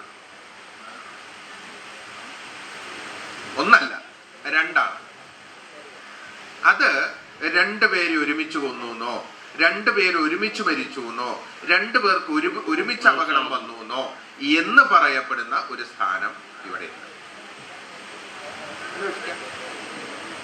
സാവധാനം മതി, തിരക്കൊന്നുമില്ല. അത് നിങ്ങൾ പറഞ്ഞിട്ടുള്ള ഈ ചന്ദ്രനെ കൊണ്ട് തന്നെ സുഖകരമായ രൂപത്തിൽ സ്ഥാപിക്കാനുള്ള നിയമങ്ങൾ പ്രശ്നത്തിലുണ്ട്. കുറച്ചുകൂടെ തെളിവ് കിട്ടണം. കർക്കിടക രാശി അല്ല, ഇതിപ്പോ അംഗീകരിക്കുന്നതിൽ പ്രയാസമൊന്നും ഇല്ലല്ലോ. ഞാൻ പടിഞ്ഞാറോട്ടും തെക്കോട്ടും പോവാതെ ചർച്ച ചെയ്യണം ഫലത്തില്. ഫലത്തില് ഉണ്ടെന്ന് പറയണ്ട, അവര് അംഗീകരിച്ചിട്ടില്ല. അല്ല, പടിഞ്ഞാറാണോ തെക്ക് പടിഞ്ഞാറ്. ഒരു സ്ത്രീനെ കൊന്ന സ്ഥലം പടിഞ്ഞാറ് ഭാഗത്ത്, ആത്മഹത്യ ചെയ്തു. ഈ വെള്ളത്തിൽ ശവം കണ്ട സ്ഥലം അല്ലെ, അത് ഇന്നും ഒരു സംശയഗ്രസ്തമായിട്ട് വെള്ളത്തിൽ വീണതാണോ അല്ലെങ്കിൽ മരിച്ച വെള്ളത്തിൽ വീണതാണോ എന്നൊക്കെയുള്ളൊരു സംശയം എന്തെങ്കിലും അതിനകത്ത് ഒരു ശവദർശനമുള്ള ഭാഗം കുറച്ച് ആയിക്കോട്ടെ. ശരി, അതന്നെയാവുന്നുണ്ട്. ആയിക്കോട്ടെ, ശരി. രണ്ടെണ്ണം ഒരുമിച്ച് പിന്നെ ഈ 54 ഈ 5 വെറ്റില എന്നാലും ചന്ദ്രനെ കിട്ടും. 54 വെറ്റില എന്നാലും കിട്ടും. 54 വെറ്റില എന്നാലും ഇപ്പൊ ഒരു 6 7 പരിവർത്തനം കഴിഞ്ഞ് 8ാമത്തെ പരിവർത്തനമാണല്ലോ ഈ പറഞ്ഞ ചന്ദ്രനെ കിട്ടാൻ. അതെ. അപ്പൊ അതില് അങ്ങനെ എന്തെങ്കിലും ഈ അതായത് ഈ തന്റെ പേരോട് കൂടിയ ഗ്രഹം, അതായത് തന്റെ പേരിൽ ഗ്രഹമുണ്ട് എന്ന് കർക്കിടകത്തിൽ ചന്ദ്രൻ, കർക്കിടകൻ രാശിക്ക് അതൊരു വിശേഷമായിട്ട് കാണിച്ചല്ലോ. അവക്രദ്രുതകസമന്വിതകൾ സ്ത്രീനിർജിത സത്സുഹൃദൈവജ്ഞ പ്രചുരാലേഖേധനൈ സംയോജിതേ ചന്ദ്രവക്രസ്വപീനകള സമേതജവശം സാമന സുഹൃദ്വത്സല തോയോദ്യാന സ്വവേശ്മ സഹിത. സ്വന്തം വീടോടുകൂടിയുള്ളത് ജാതസ ശാങ്കോദര. അപ്പൊ അങ്ങനെ വരുന്ന സമയത്തിന് ഈ ഒരു വിശേഷമായ ഒരു തറവാട്, അതിപ്പോ എടപ്രഭുവിന്റെ തറവാടായിരിക്കാം, അഥവാ ആ ചന്ദ്രൻ ആരെയാണോ സൂചിപ്പിക്കേണ്ടത് ആ ഗ്രഹം, അതൊരു വിശിഷ്ടമായ കുളത്തിന്റെ സമീപത്താണ്, അഥവാ തടാകത്തിന്റെ സമീപത്താണ് ദേവസ്ത്രീകൾ വന്ന് കുളിക്കുന്നതായ ഉദ്യാന ദേവാലയ നൃത്തഭൂമി ജലാന്തികം ഒരു തടാകത്തിന്റെ സമീപത്താണ്, അഥവാ ജലാന്തികമാണ്. അവിടെ സ്വനാമസദൃശ സ്വരൂപസദൃശാഹ അപ്പൊ അങ്ങനെ എന്തോ ഈ കുളവുമായി ബന്ധപ്പെട്ടതായ ഒരു പേര്, അഥവാ വിശിഷ്ടമായ ഒരു കാവുമായി ബന്ധപ്പെട്ടതായ ഒരു പേര്, ജലവുമായി ബന്ധപ്പെട്ട് ജലാശയമായി ബന്ധപ്പെട്ട് ഈ സ്വക്ഷേത്രത്തിൽ നിൽക്കുന്ന ഗ്രഹമാണെങ്കിൽ കാവിലെ ഭഗവതി, ഇങ്ങനെ ചിന്തിക്കേണ്ടതായ എന്തോ ഒരു പേര്, അങ്ങനെ ഒരു തറവാട്, അതുമായി ബന്ധപ്പെട്ട് ഈ 7ഓളം ശാഖകൾ, 7ഓളം വീടുകൾ, അഥവാ ഇവിടെ തന്നെ ഈ ഭൂമിയിൽ തന്നെ 7 വീടുകൾ, 7 ശാഖകൾ അകപ്പതിച്ചു പോയതായ എന്തെങ്കിലും ചരിത്രം ഉണ്ടാവും? അതെ അതെ, ഈ വിഷയങ്ങളെല്ലാം നവാംശകം 5ാമത്തെ നവാംശകമാണ്. ലഗ്നം മുതൽ 6 കഴിഞ്ഞ് 7ാമത്തെ വിഷയങ്ങളെല്ലാം നമുക്ക് ചർച്ച ചെയ്യേണ്ട കാര്യം തന്നെയാണ്. ഇവിടെ 7A, അതെ അതെ അതെ അതെ അതെ അതെ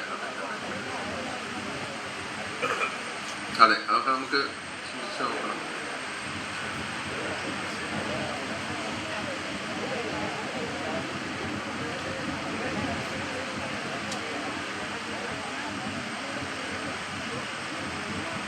അപ്പൊ ഈ ചന്ദ്രൻ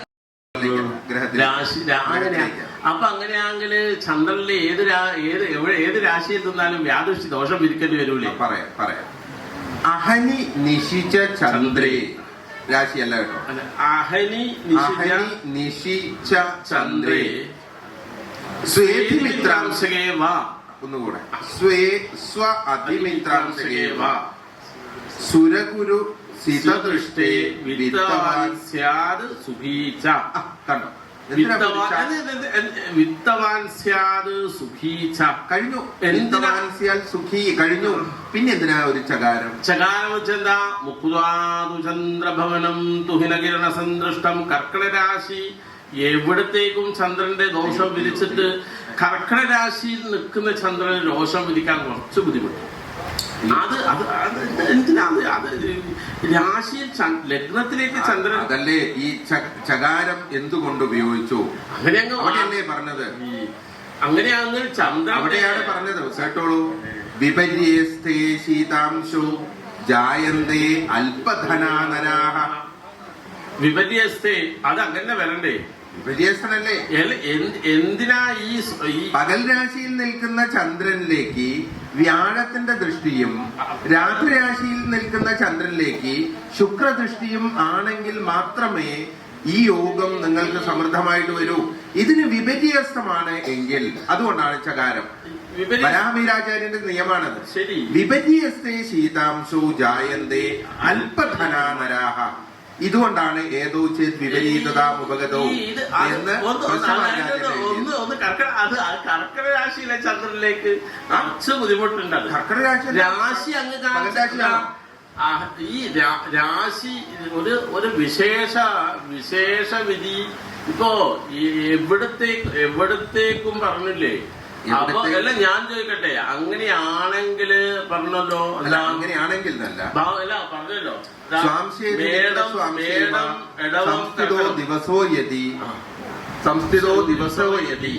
ദിവസരാശി തന്നെയാവണം, ആയിക്കോട്ടെ, ദിശാരാശി ആവരുത്. അങ്ങനെയാണെങ്കിൽ ഈ ലഗ്നഭാവം മേടം, ഇടവം, കർക്കിടകം ഈ അതൊക്കെ എങ്ങനെയായിരിക്കും? അതിപ്പം വരാഹവിരാചാര്യരോട് അങ്ങനെ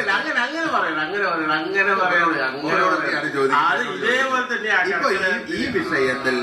ഈ വിഷയത്തിൽ ഇവിടെ 10ൽ നിൽക്കുന്ന സൂര്യനിൽ മാത്രം നൈസർഗികമായിട്ടുണ്ടാവുന്ന രാജയോഗം നിലനിൽക്കുകയും വിപര്യസ്തേ ശീതാംശോ ജായന്തേ അല്പധനാനരാഹ. അപ്പം രാജയോഗത്തെ ഭംഗം വന്ന് ദാരിദ്ര്യത്തിലേക്ക്, സാമ്പത്തികമായി ക്ഷയാവസ്ഥയിലേക്ക് മുഴുവനും പോയിക്കൊണ്ടിരിക്കുന്ന ഒരു വിഭാഗത്തിന്റെ ഭൂമിയായിരിക്കണം ഇത്. അല്ല, ആ ഫലത്തില് ആയിക്കോട്ടെ, ഫലം മുമ്പോട്ട് പോവാം. ഈ ചന്ദ്രന്റെ ചർച്ച ഭാവിയിൽ വരും കേട്ടോ. ഭാവിയിൽ വരാം. ഇതിന്റെ കാരണം നമ്മൾ ഈ പ്രശ്നവേദിയിൽ ചർച്ച ചെയ്യേണ്ട കാര്യമായിരിക്കില്ല. ഒരു ഇടപ്രഭുക്കന്മാരുടെ നാശത്തിന്റെ കാരണം എന്താ എന്നുള്ളത് ഒരുപക്ഷെ പബ്ലിക്കായിട്ടുള്ള ഇങ്ങനെ ഒരു പ്രശ്നവേദിയിൽ നമ്മൾ ചർച്ച ചെയ്യേണ്ടതായി, കാരണം അവരുടെ സ്വകാര്യ കാര്യമായിരിക്കും. പക്ഷേ 2 കാരണം നമ്മൾക്ക് പറഞ്ഞേ തീരും. ആ കുടുംബം, അങ്ങനെ ഒരു കുടുംബം ഉണ്ട് എങ്കിൽ ആ കുടുംബത്തിൽ മാതൃശാപവും ഭഗവതിയെ ഉപേക്ഷിച്ച ദോഷവും അവരിൽ നിലനിൽക്കുന്നു. ബാക്കി അവര് ചർച്ച ചെയ്യണ്ട. അല്ല, അങ്ങനെയാണെങ്കിൽ ആ രാശി ഇന്ന് ലഗ്നമായിട്ട് വന്നതുകൊണ്ട് അത് ഇവിടെ എന്തുകൊണ്ട് ലഗ്നമായിട്ട് വന്നു? അവരുടേതാണ് ഈ ഭൂമി. അല്ല, അങ്ങനെയാണെങ്കിൽ ഇന്നിപ്പോ പ്രശ്നകാലത്തിൽ ഈ ഗ്രഹസ്ഥിതി 3 ലഗ്നങ്ങൾ ബഹുത്വേന ലഗ്നങ്ങളായിട്ട് ഒന്ന് കേൾക്കണത്. അത് അങ്ങനെയാണെങ്കിൽ നിങ്ങൾ താമ്പൂലഗ്രഹം വന്നു എന്നുള്ളത് കൊണ്ട് ഒരു വിഷയം, ഒരു താമ്പൂലഗ്രഹം വന്നു എന്ന് മാത്രം കൊണ്ടല്ല. താമ്പൂലഗ്രഹം വന്നത് എന്താ? ലഗ്നാദി ഭാവ വിഹകേശ്ച വലയില് കേവലം താമ്പൂലം കൊണ്ട് ചിന്തിക്കാനല്ല പറഞ്ഞ, ആ മറ്റു ലഗ്നങ്ങളെ കൊണ്ടും അവിടെ നിൽക്കുന്ന ഗ്രഹങ്ങളെ കൊണ്ടൊക്കെ ചർച്ച ചെയ്യാൻ പറഞ്ഞിട്ടുണ്ട്, അനുവാദമുണ്ട് ശാസ്ത്രത്തിൽ. അത് ഛത്രമാണ്, ഉദയമാണ്, ചന്ദ്രന്റെ അസുതവത്തിയ രാശിയാണ്. അങ്ങനെയാണെങ്കിൽ എന്തുകൊണ്ട് ഇന്നും ഈ ഗ്രഹസ്ഥിതിയിൽ വന്നു? ഈ കൈവശക്കാരനും ഈ ദോഷം ബാധിക്കൂലേ? ഈ കൈവശം ഇപ്പം ഭൂമി കൈവശം വെക്കുന്നത് ആരാണോ, ഏത് വിഭാഗമാണോ, ആ വിഭാഗത്തിൽ ഈ ദുരിതം നിലനിൽക്കുന്നു. അങ്ങനെയാണെങ്കിൽ അങ്ങനെയാണെങ്കിൽ ഇന്ന് ഇപ്പൊ ശ്രീപാദശങ്കരി നിർമ്മിക്കുന്നതിന് വേണ്ടിയിട്ടുള്ളതായ ഭൂമി പറഞ്ഞോ? ആ ഭൂമിയുടെ പേരിലാണല്ലോ പ്രശ്നം. അങ്ങനെയല്ലേ അങ്ങനെ ചിന്തിച്ചൂടപ്പാ. അങ്ങനെ ഇതിപ്പോ ഇത് ഒപ്പിച്ചാള് വളരെ വ്യക്തമായിട്ട് അത് പറയാം. ഷഷ്ടി മാത്രം ഭുജിച്ച് സപ്തമിയിലേക്ക് കടക്കുന്ന ചന്ദ്രനാണ്. പഞ്ചമി ആയിക്കോട്ടെ, പഞ്ചമി ഉണ്ടല്ലോ, പഞ്ചമി ഉണ്ട്. ആ ചന്ദ്രൻ, ഈ ചന്ദ്രൻ ആരാ? ചന്ദ്രൻ ഈ ഭൂമി ആരാണോ നിങ്ങൾ, ഈ ഭൂമി ഈ ലഗ്നത്തിൽ ലഗ്നാധിപൻ നിൽക്കുമ്പോ ഈ ഭൂമിയിൽ സഹജമായതാണ്, മറ്റുള്ള ആളല്ല, കൈവശക്കാരനല്ല, ഈ ഭൂമിയിലുള്ളതാണ്. അങ്ങനെയാണെങ്കിൽ നിങ്ങൾ ഇന്ന് ശ്രീപാദശങ്കരി അല്ലേ? അല്ല, ശ്രീപാദശങ്കരി പീഠത്തിന് വേണ്ടി ഇന്ന് ലളിതായനം ട്രസ്റ്റ് വാങ്ങിച്ചിരിക്കുന്ന അങ്ങനെ നിങ്ങൾ പോയിട്ട് ആരാ പുഷ് ചെയ്ത്? അല്ല, അങ്ങനെയല്ല ചർച്ച ചെയ്യുമ്പോ അദ്ദേഹം ഉടമസ്ഥരാ. ഈ പ്രഷ്ടാവ് ഇങ്ങനെ ഒരു 10 റുപ്യ ഇതിനു വേണ്ടി ഉദയശുദ്ധി കൊടുത്തിട്ടുണ്ടോ? അങ്ങനെയല്ലതാണ്. അതിനുശേഷം അങ്ങനെയല്ലെങ്കിൽ ഈ പ്രശ്നം എങ്ങനെയാ ഇവിടെ? അങ്ങനെയില്ല, അത് ചർച്ച ചെയ്തൂടാ. ഈ ഭൂമി നമ്മൾക്കായിട്ട് അതില്ല. ഈ ഭൂമിയാണ് ചിന്താസാധനം. അങ്ങനെയാണെങ്കിൽ താൻ ഇന്ന് ഈ ഭൂമിയിലുണ്ട്. ലഗ്നാധിപൻ ചന്ദ്രൻ എന്റെ ജന്മഭൂമിയാണ്. ഞാൻ ഇവിടെ തന്നെയുണ്ട്. അപ്പൊ ഞാൻ ഇവിടെ തന്നെ ഉണ്ട് എന്നുള്ളതായ ശാപസാധനം ഇവിടെ തന്നെയുണ്ട്. ആ സ്വാമിയെ വേണ്ട വിധത്തിൽ കാണാത്തത് ആ പാരമ്പര്യത്തിന് നാശത്തെയാണ് ഉണ്ടാക്കിയതെങ്കിൽ അംഗീകരിച്ചു. അല്ല, അത് അംഗീകരിക്കാൻ കുറച്ചും കൂടി മുന്നോട്ട് പോകണം. അല്ലല്ല, അത് ഈ ലഗ്നം ഞാനൊന്ന് കാണിച്ചത് ഈ ലഗ്നത്തിൽ നിൽക്കുന്ന ഗ്രഹത്തെ കൊണ്ടാണ് ചർച്ച ചെയ്തിട്ടുണ്ടെങ്കിൽ ഈ ലഗ്നം ആരുടെയൊക്കെ കൈവശത്തിൽ വരുന്നോ അവരിലൊക്കെ ഈ ദുരിതം ഇപ്പോഴും ഉണ്ടല്ലോ. അത് നമുക്ക് അങ്ങനെയല്ലെങ്കിൽ പിന്നെ എന്തിനാ അത് ചർച്ച ചെയ്യാൻ വേണ്ടിയിട്ടായിരിക്കുമല്ലോ. ഇപ്പം ഈ ഉദ്ദേശശുദ്ധി എന്താ, ഇങ്ങനെ ഒരു സങ്കേതം, ഒരു ക്ഷേത്രവും ഒരു ശ്രീപാദശങ്കരി പീഠം എന്ന് വിഭാവന ചെയ്യുന്ന ഒരു സങ്കേതം, അത് ഈ മണ്ണിൽ സുസ്ഥിരമാക്കണം. അതിന് വേണ്ടിയിട്ടാണ്. അല്ല, അതിനല്ലേ ഉദ്ദേശം. നിൽക്കട്ടെ, പ്രശ്നാവിന്റെ ജിജ്ഞാസ എന്തിനാ ഇപ്പൊ ഇങ്ങനെ ഒരു അഷ്ടമംഗല പ്രശ്നം? ഞാൻ ഇങ്ങനെ ഒരു ഭൂമി തെരഞ്ഞെടുത്തിരിക്കുന്നു. ആ ഭൂമി തെരഞ്ഞെടുത്തത് എന്റെ ഒരു ഉപാസനാ സ്വഭാവത്തിലുള്ള പരമ്പരാഗതമായിട്ട് കൈവശം വന്നിട്ടുള്ള എന്റെ ഒരു ഉപാസനാ ദേവതയായിട്ടുള്ള ശ്രീപാദശങ്കരിയെ ഈ ഭൂമിയിൽ എനിക്ക് പ്രതിഷ്ഠിക്കണം എന്ന് ആഗ്രഹമുണ്ട്.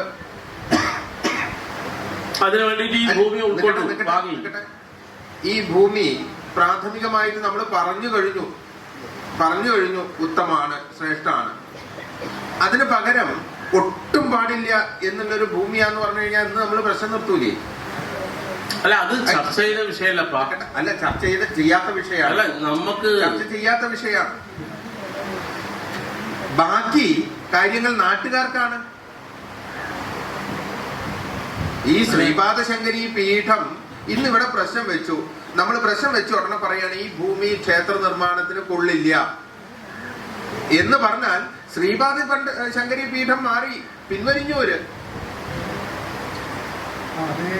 ചിലപ്പോ ക്യാഷ് കൊടുത്തിട്ടുണ്ടാവും, അഡ്വാൻസും കാര്യം അതൊക്കെ ലീഗല നിയമപരമായിട്ട് അതൊക്കെ തിരിച്ചു വാങ്ങാനുള്ള പരിപാടിയും കാര്യങ്ങളും ഒക്കെ ചെയ്തു.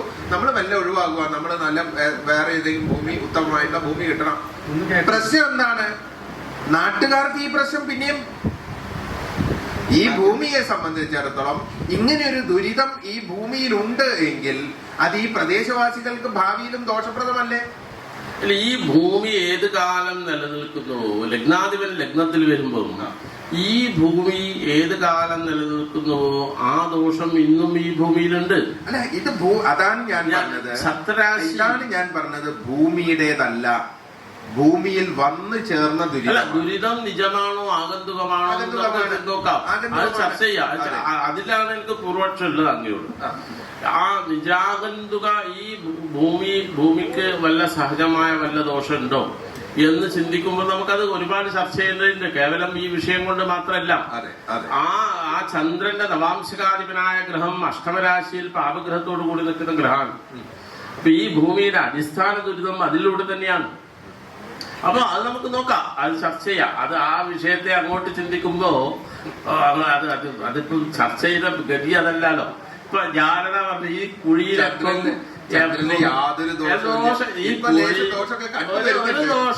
ഒരു ദോഷമില്ല. നിങ്ങൾ ഈ കുഴി സ്വന്തം കുഴിച്ചിട്ടായി ആയിക്കോട്ടെ. അതില് ഈ അങ്ങനെ രണ്ട് വിഷയം ഉണ്ടാവുമ്പോ ഈ രണ്ട് രാജവംശക്കാരുടെയും ചിന്ത ചെയ്യുന്ന സമയത്ത് ഒരു ഇടപ്രഭുക്കന്മാരായിട്ടുണ്ടാവുന്ന ഒരു വിഭാഗത്തിന്റെ നാശത്തിന്റെ കാരണമായി തീർന്നിട്ടുള്ള പ്രധാന ദുരിതത്തെ ഈ ചന്ദ്രനിലൂടെ നമ്മൾ മനസ്സിലാക്കി ആ ദുരിതം ഭൂമിയെ ബാധിക്കാതിരിക്കാൻ വേണ്ട പ്രിവെൻഷൻ അതെന്താണോ അത് നാട്ടുകാരും കൂടെ ചേർന്ന് നിങ്ങൾ ചെയ്യണം. അങ്ങനെയാണ്. കാരണം ഈ കാര്യം ഒരു കാരണവശാലും ഒരുപക്ഷെ ശ്രീപാദശങ്കരി പീഠത്തിന്റെ ഉദ്ദേശത്തിൽപ്പെടുന്നതായിരിക്കില്ല. പക്ഷേ ഈ നാടിന്, ഈ പ്രദേശവാസികൾക്ക് ഐശ്വര്യവും സമൃദ്ധിയും വേണമെങ്കിൽ ഈ കാര്യത്തിൽ പരിവർത്തനം വേണം. ഈ നവാംശകപതിയായിരിക്കുന്ന ഗ്രഹം അഷ്ടമരാശിയില് ശനിയോടുകൂടി നിൽക്കുമ്പോൾ ഈ ഭൂമി ഒരു വധക്രിയക്ക് സാക്ഷിയായ സ്ഥലമാണല്ലോ. ആയിരിക്കാം. അതെന്താ നിഷേധിക്കാത്തത്? ഒരു അർദ്ധാംഗീകാരത്തിലുള്ള ആയിരിക്കാം എന്നുള്ളത് എന്താ? അതിന്റെ കാര്യം എന്താന്ന് വെച്ചാൽ ഈ നവാംശകപതിയായിട്ടുണ്ടാവുന്ന ഗ്രഹം അഷ്ടമരാശിയിൽ ആണ് എങ്കിൽ പോലും അത് കർക്കിടക രാശിയുടെ ബാധാസ്ഥാനത്താണ്. അല്ല, കർക്കിടക രാശിയുടെ ബാധാസ്ഥാനാണെങ്കിലും ഈ ഗ്രഹം അഷ്ടമരാശിയിൽ ശനിയോടുകൂടി നിന്നില്ലേ? ഈ ശനികുജന്മാരുടെ ഏകരാശി സ്ഥിതി, അഷ്ടമഭാവ സ്ഥിതി ലഗ്നത്തെ സംബന്ധിച്ച് ഏറ്റവും ദോഷം ഉണ്ടാക്കുന്ന ഒരു സാധനമാണല്ലോ. അതെ, ലഗ്നത്തെ സംബന്ധിച്ചിടത്തോളം അഥവാ ലഗ്നത്തെ ആയിക്കോട്ടെ ചന്ദ്രനെ ആയിക്കോട്ടെ അങ്ങയുടെ ഭാഷയിൽ അവിടെയൊക്കെ ചന്ദ്രൻ അംഗീകരിച്ചു കിട്ടിയിരുന്നല്ലോ നമുക്ക്. അപ്പൊ ചന്ദ്രന്റെ പ്രാണനായി നിൽക്കുന്ന ചന്ദ്രന്റെ പ്രാണൻ എന്ത് എന്ന് ചിന്തിക്കുന്ന സമയത്ത് അതാണ് ചൊവ്വ. ആ ചൊവ്വയാണ് ശനിയോഗത്തോടുകൂടെ കുംഭരാശിയിൽ നിൽക്കുന്നത് എന്നുള്ളത് കൊണ്ട് വളരെ പ്രാകൃതമായ രീതിയിൽ, പ്രാകൃതം എന്ന് പറഞ്ഞാൽ പ്രകൃതിയുമായിട്ട് ചേർത്തുകൊണ്ട് ഉണ്ടാവുന്ന ഒരു ആരാധനാക്രമം പടിഞ്ഞാറ് ഭാഗത്ത് നിലനിന്നിരുന്നു പൗരാണിക കാലഘട്ടത്തിൽ. പ്രാകൃതം, അതാ ഞാൻ പറഞ്ഞ അമ്പലമല്ല, പ്രകൃതിയുമായിട്ട് ബന്ധപ്പെട്ട്. അതെ, അത് ഇന്ന് നടക്കുന്നില്ല. അതാണ് ഈ ഒരു കാലഘട്ടത്തില് ശനിയോട് കൂടി നിൽക്കുമ്പോൾ ഒരു ബലികർമ്മത്തോടു കൂടി ആചരിച്ചു വന്ന ഒരു സങ്കല്പ സാധനമായിരിക്കും അത്. നിജോത്സവധ്വംസന രുഷ്ടദേവത പരാഭിചാരോത്ഭവ ദേവതാശ്ച എന്ന് പറയുമ്പോ അവിടെ എന്ന് വെച്ചാൽ തമോ ഗുണപ്രധാനമായിട്ടുള്ള ആരാധനയാണ്. ഈ കോഴിവെട്ട് ഗുരുതി പോലെ അങ്ങനെ ചെയ്ത ഒരു ആരാധനാ സങ്കേതം തമോ ഗുണപ്രധാനമാണ്. അത് അങ്ങനെയാണെങ്കിൽ ഒരു ഈ ശനിയോട് കൂടി നിൽക്കുന്നതുകൊണ്ട് ഒന്നിലധികം ദേവന്മാരുടെ ഒരു കൂട്ടമായിട്ട് ആരാധിച്ചു, ഒന്നിലധികം കൂട്ടമായിട്ട് ഒന്നിൽ തന്നെ അനവധി സാധനങ്ങൾ വെച്ച് ആരാധിക്കുന്ന ഒരു സമ്പ്രദായം അറിയില്ല. ചർച്ചയാണ് എന്താണ് ചെയ്യേണ്ടത് എന്ന് പറയുന്ന സമയത്ത് ഇതുകളൊക്കെ അതെ ബാധയിലാണ് എന്ന് പറയുമ്പോൾ ഇതിന്റെ മുന്നോട്ടേക്ക് ഉണ്ടാവുന്ന നമ്മുടെ പ്രയാണം, നമ്മുടെ ഈ ഓരോ കാര്യങ്ങൾക്ക് വേണ്ടി പരിശ്രമത്തിൽ ഓരോ കാര്യത്തിലും സത്യസന്ധമല്ലാത്ത പ്രവർത്തനങ്ങൾ നമ്മൾ നേരിടുന്നതായിട്ട് വരും. ദുഃഖാർത്തോ സത്യസന്ധോ സത്യസന്ധമായിട്ട് നമ്മൾ പ്രവർത്തിക്കുന്ന സമയത്ത് തീർത്തും നിരാകൃതമായ രൂപത്തിൽ അസത്യസന്ധമായുള്ള പ്രവർത്തനം നമ്മൾക്ക് തിരിച്ചടിയേണ്ടി വരും. എവിടെയെല്ലാം നമ്മൾ പ്രവർത്തനം മുന്നോട്ട് പോകുന്നു എവിടെയെല്ലാം ഉണ്ടാവും. അപ്പൊ ഈ അസത്യസന്ധം എന്ന് പറയുന്ന സമയത്ത് കൃത്രിമമായ മാർഗങ്ങളിലൂടെ ഇവിടുത്തെ നമ്മുടെ പ്രവർത്തനങ്ങളെ തടസ്സം ചെയ്യാനുണ്ടാവുന്ന ക്ഷുദ്രശക്തികളുടെ, ക്ഷുദ്ര മനസ്സുകളുടെ ആക്രമണ ഭാവം എല്ലാ സമയത്തും ഉണ്ടാവും. അത് ഒരിക്കലും ആ വ്യക്തിയായിട്ട് സങ്കല്പിക്കാതെ ഈ സ്ഥലത്തിന്റെ ബാധയായിട്ട് സങ്കല്പിച്ചു കഴിഞ്ഞാൽ ശമിക്കുകയും ചെയ്യും. അങ്ങനെയാണെങ്കിൽ ഈ അഷ്ടമത്തിൽ നിൽക്കുന്ന ചന്ദ്രന്റെ അഷ്ടമരാശിയിൽ നിൽക്കുന്ന പാപഗ്രഹങ്ങള് ഒരു സ്ത്രീക്ക് വധത്തിന് തുല്യമായ മരണം സംഭവിച്ച ഒരു സ്ഥലം പടിഞ്ഞാറ് ഭാഗത്ത് അല്ല, അത് അങ്ങനെയല്ല, അതവിടെയല്ല. അത് അപ്പൊ പറയാം, അത് ചർച്ചയിലോടുകൂടിയാണ് തീർക്കാനായിട്ട് എന്താ അതിന് കുറച്ചുകൂടി തെളിവ് അല്ല, ഒരു തെളിവുണ്ടല്ലോ അപ്പൊ അവിടെ.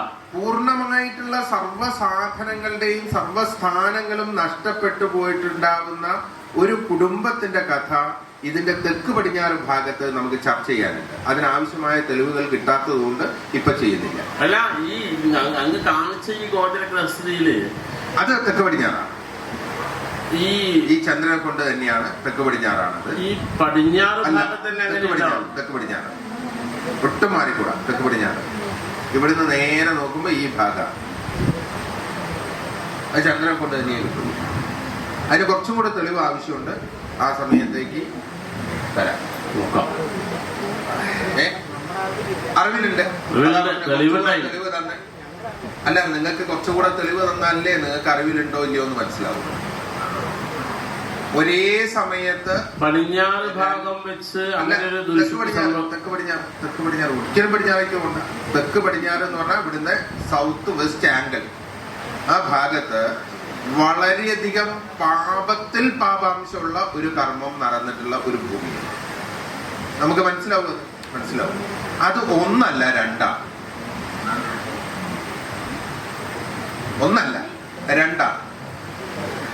അത് രണ്ടുപേര് ഒരുമിച്ച് കൊന്നുവെന്നോ, രണ്ടുപേര് ഒരുമിച്ച് മരിച്ചുവെന്നോ, രണ്ടുപേർക്ക് ഒരുമിച്ച് അപകടം വന്നുവെന്നോ എന്ന് പറയപ്പെടുന്ന ഒരു സ്ഥാനം ഇവിടെ.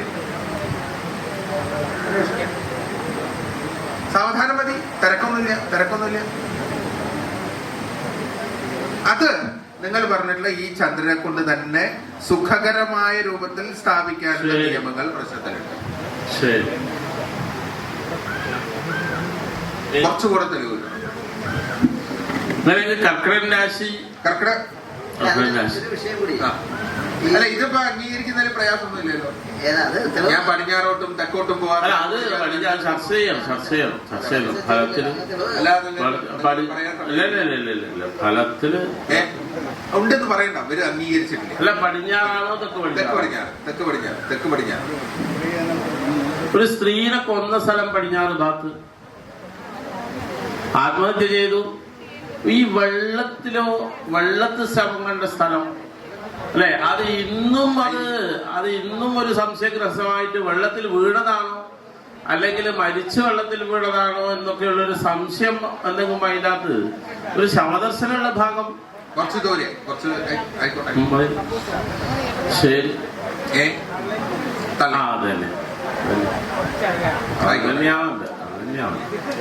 ആയിക്കോട്ടെ. ശരി,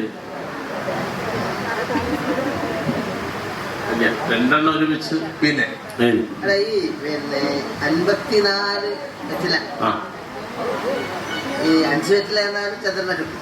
54 വെറ്റില എന്നാലും കിട്ടും. 54 വെറ്റില എന്നാലും ഇപ്പൊ ഒരു 6 7 പരിവർത്തനം കഴിഞ്ഞ് 8ാമത്തെ പരിവർത്തനാണെന്ന് ഈ പറഞ്ഞ ചന്ദ്രനെ കിട്ടാൻ.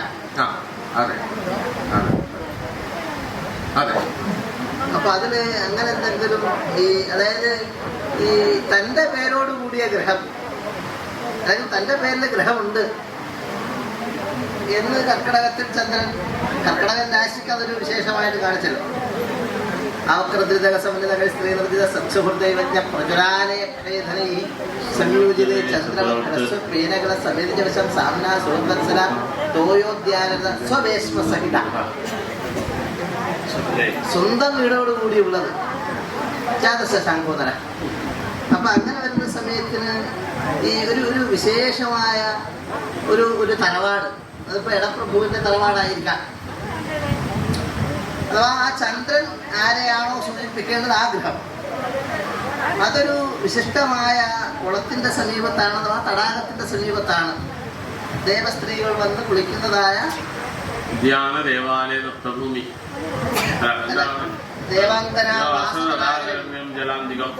ഒരു തടാകത്തിന്റെ സമീപത്താണ്, അഥവാ ജലാന്തികമാണ്. അവിടെ സ്വനാമസദൃശ സ്വരൂപസദൃശാഹ അപ്പൊ അങ്ങനെ എന്തോ ഈ കുളവുമായി ബന്ധപ്പെട്ടതായ ഒരു പേര്, അഥവാ വിശിഷ്ടമായ ഒരു കാവുമായി ബന്ധപ്പെട്ടതായ ഒരു പേര്, ജലവുമായി ബന്ധപ്പെട്ട്, ജലാശയമായി ബന്ധപ്പെട്ട്. ഈ സ്വക്ഷേത്രത്തിൽ നിൽക്കുന്ന ഗ്രഹമാണെങ്കിൽ കാവിന ഭഗവതി, ഇങ്ങനെ ചിന്തിക്കേണ്ടതായ എന്തോ ഒരു പേര്, അങ്ങനെ ഒരു തറവാട്, അതുമായി ബന്ധപ്പെട്ട് ഈ 7ഓളം ശാഖകൾ, 7ഓളം വീടുകൾ, അഥവാ ഇവിടെ തന്നെ ഈ ഭൂമിയിൽ തന്നെ 7 വീടുകൾ, 7 ശാഖകൾ അർപ്പതിച്ചു പോയതായ എന്തെങ്കിലും ചരിത്രം ഉണ്ടാവുമോ?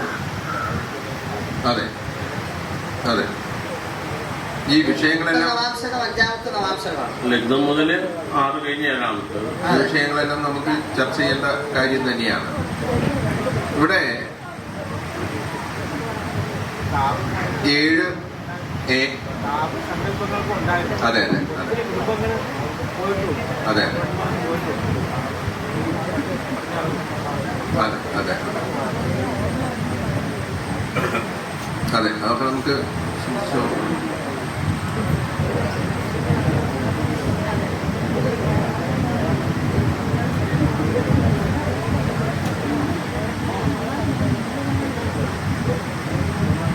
അപ്പൊ ഈ ചന്ദ്രങ്ങൾ തന്നെ 4 സാധനങ്ങൾ ചർച്ച ചെയ്യേണ്ടതുണ്ട്. 4 സാധനങ്ങൾ തൽക്കാലം മാത്രമാണ്. അപ്പൊ ഈ 4 സാധനങ്ങളെ കാണേണ്ടതുണ്ട് എങ്കിൽ ഒന്ന് നമ്മൾ പടിഞ്ഞാറ് ഭാഗത്ത് പ്രാകൃതമായ രീതിയിൽ പ്രകൃതി ആരാധന എന്നതിൽ വിശേഷമായി, അത് തമോ ഗുണപ്രധാനമായിട്ടുള്ള ആരാധനയാണ് എന്ന് ചന്ദ്രന്റെ നവാംശം കൊണ്ട് സംശയമില്ലാതെ പറഞ്ഞു. ഈ സ്വഗ്രഹസ്ഥ ശശി നാഗവും ധർമ്മദൈവം ബലി, ഇപ്പൊ ഒരു ബലവാനായിരിക്കുന്ന ചന്ദ്രനായതുകൊണ്ട് ഒരു വിശേഷമായ ഒരു തറവാട്ടിന്റെ ധർമ്മദേവത ആ സ്വഭാവത്തിൽ. അതാണ് നേരത്തെ പറഞ്ഞത്, ഈ പറഞ്ഞിട്ടുള്ള ഇടപ്രഭുക്കന്മാര് എന്ന് പറഞ്ഞിട്ടുള്ള ഈ ഭൂമിയുടെ താൽക്കാലിക അധികാരികളായി നിൽക്കുന്ന ഒരു വംശത്തിനെ സംബന്ധിച്ച് ചർച്ച ചെയ്യുമ്പോൾ, അതിപ്പോ നമ്മൾ പരസ്യമായിട്ട് ചർച്ച ചെയ്യാൻ കാരണം ഒരു ആഭ്യന്തര വിഷയമാണ്, അവരുടെ മാത്രം സ്വകാര്യമായ കാര്യമായിരിക്കും. അങ്ങനെ വരുന്ന സമയത്ത് അവരോട് നമ്മൾക്ക് കൊടുക്കേണ്ട ഒരു സന്ദേശം എന്താന്ന് വെച്ച് കഴിഞ്ഞാൽ, ഒരു ഭഗവതിയുടെയും ഒരു മാതൃശാപത്തിന്റെയും ദുരിതമാണ് ആ കുടുംബത്തിന്റെ ദാരിദ്ര്യത്തിനും നാശത്തിനും കാരണം. അല്ല, അങ്ങനെ ഉപേക്ഷിക്കാൻ ഇടയായിട്ടുള്ള ജലാശയം ഈ ഭൂമിയിലാണെങ്കിലോ ചർച്ച ചെയ്യപ്പെടേണ്ടതല്ലേ? ഈ ലഗ്നത്തിൽ ചന്ദ്രൻ ഇവിടെ ചർച്ച ചെയ്യപ്പെട്ട ദോഷത്തിൽ ജലാശയം കയറി വന്നിട്ടില്ലല്ലോ. ഒരു ഭഗവതിയുടെയും ഒരു മാതൃശാപത്തിന്റെയും ദുരിതമാണ് ആ കുലത്തിന്റെ നാശത്തിന്റെ കാരണം. അവിടെ ജലാശയം വന്നിട്ടില്ല. അല്ല,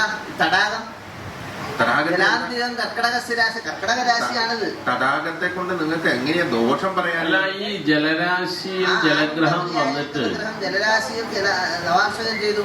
ജലരാശി നഷ്ടസാധന വെള്ളത്തിലാണ്. അല്ല, ഇവിടെ അതിനൊരു സംശയം തോന്നുകയാണ്.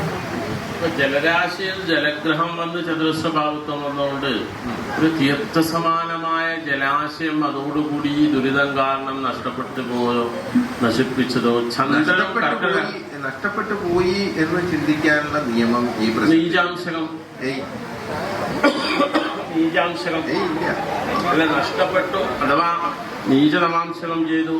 അത് ചൊവ്വാക്ഷേത്രത്തിൽ നമാംശകം ചെയ്താല് ആച്ഛാദനം ചെയ്ത് പോയത് ചൊവ്വാക്ഷേത്രത്തിൽ വന്നു കഴിഞ്ഞാൽ അല്ല, അത് ശനി അതിന്റെ 4 ചതുരസ്വഭാവത്വം വന്നുവല്ലോ ഗ്രഹത്തിനും രാശിക്കും. അതില്ല. ഒരു ഭൂമിയിൽ ഭൂമിശാസ്ത്ര പ്രകാരം അവിടെ ജലത്തിന്റെ അംശം ഉണ്ട് എന്ന് പറഞ്ഞു കഴിഞ്ഞാൽ ആ അംശം ഉള്ളത് ഭൂമിക്കാണ്. അത് ഗ്രഹത്തിന്റെ യോഗത്തെ കൊണ്ട് അവിടെ അതിന് ഭംഗം വരുന്നില്ല. ദൃഷ്ടിയെ കൊണ്ട് മാത്രമാണ് പറഞ്ഞത്. യോഗദൃഷ്ടിയാൽ ചതുരശ്രാദി ദോഷത്തെ കൊണ്ട് ഒന്നും സംഭവിക്കില്ല. ചതുരസ്വഭാവത്വം ഗ്രഹത്തിനും ചന്ദ്രനും രാശിക്കും വരുമ്പം അമ്മയും കുഞ്ഞും നശിച്ചു പോകില്ലേ? ഇല്ല, ശുഭദൃഷ്ടി ഉണ്ടല്ലോ. അല്ല, ശുഭദൃഷ്ടിയെ കൊണ്ട് മാത്രം നിലനിൽക്കും. അത് നിർത്തുമല്ലോ. അങ്ങനെയാണെങ്കിൽ ഒന്ന് നശിച്ചു പോണ്ടേ? രണ്ടും നശിക്കാതെ കിട്ടും. അപകടമൊക്കെ തോന്നി എന്നുണ്ടെങ്കിൽ പോലും അമ്മയ്ക്കും കുഞ്ഞിനും യാതൊരു ബുദ്ധിമുട്ടും ഇല്ലാതെ ജന്മം സാധിക്കും.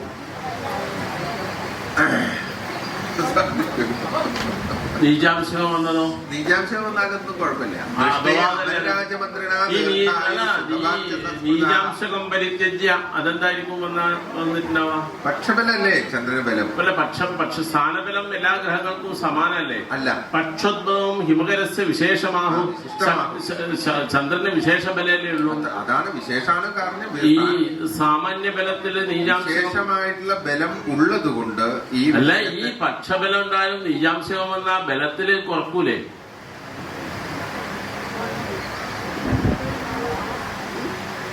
സ്ഥാനബലം കൊണ്ട്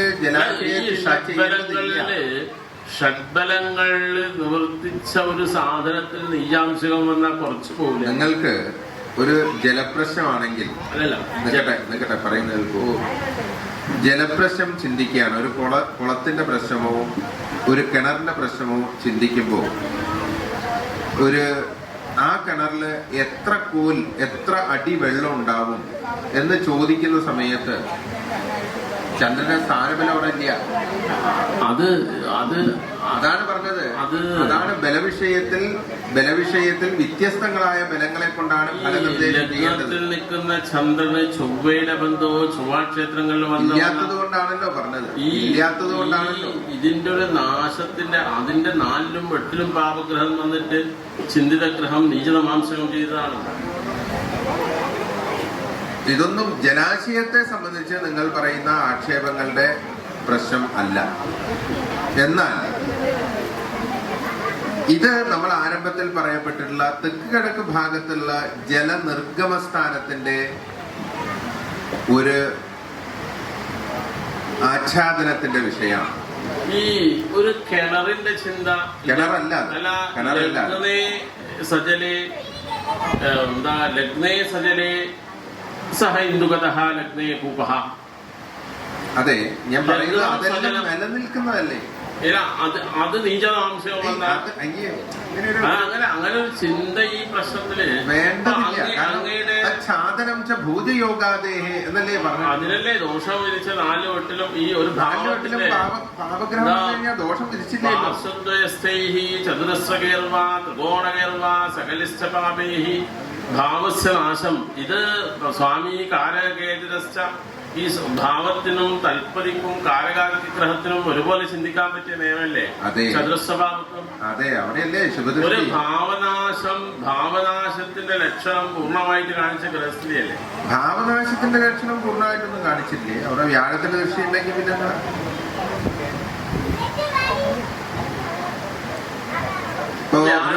ഒരു പ്രകരണത്തിൽ പറഞ്ഞ എന്താ, ഉഗ്രഗ്രഹൈ സംസ്ഥിതൈ മധ്യസ്ഥിതേ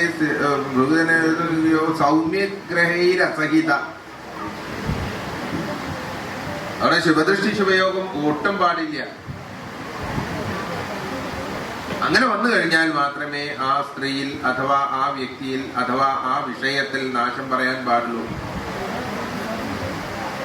അപ്പൊ അതുകൊണ്ട് ഈ പറയപ്പെടുന്ന ഈ മറ്റേ അഷ്ടമഭാവത്തിൽ നിൽക്കുന്ന ചൊവ്വയുടെ വിഷയം കേവലം ഇതിന്റെ തെക്ക് കിഴക്ക് ഭാഗത്തായിട്ട് നിലനിൽക്കേണ്ടതായ വിശിഷ്ടമായ ജലനിർഗമ സ്ഥാനത്തിന്റെ, എന്തുകൊണ്ട് ഇത് ജലനിർഗമ സ്ഥാനമായി എന്നല്ലേ ആകാംക്ഷ വേണ്ടത്.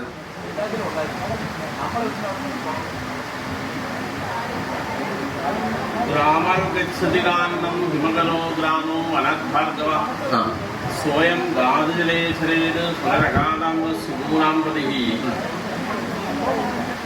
ലഗ്നഭാവത്തിൽ നിൽക്കുന്ന ചന്ദ്രൻ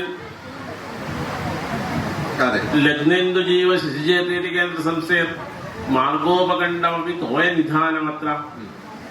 അതൊരു വെള്ളത്തിന്റെ ആസ്ഥാന സ്ഥാനമാണത്. ജലരാശിയിൽ ജലഗ്രഹം വരുമ്പം അത് ജലത്തിന്റെ നിർഗമന മാർഗം തന്നെയാണ്. അത് ഉദയരാശിയായിട്ട് വന്നു. അത് ചന്ദ്രരാശിയാണ്. അതുകൊണ്ട് മുകൾ ഭാഗത്ത് ഉണ്ടാകുന്ന ഇപ്പൊ ലഗ്നം ചന്ദ്രരാശിയും അധോമുഖമായിട്ട് വരുമ്പോ മുകൾ ഭാഗത്ത്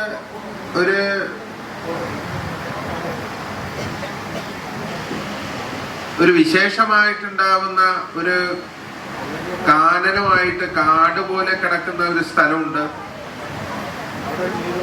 അതിന്റെ അവിടുന്ന് ഒരു ഉദ്ഭവസ്ഥാനമുണ്ട്.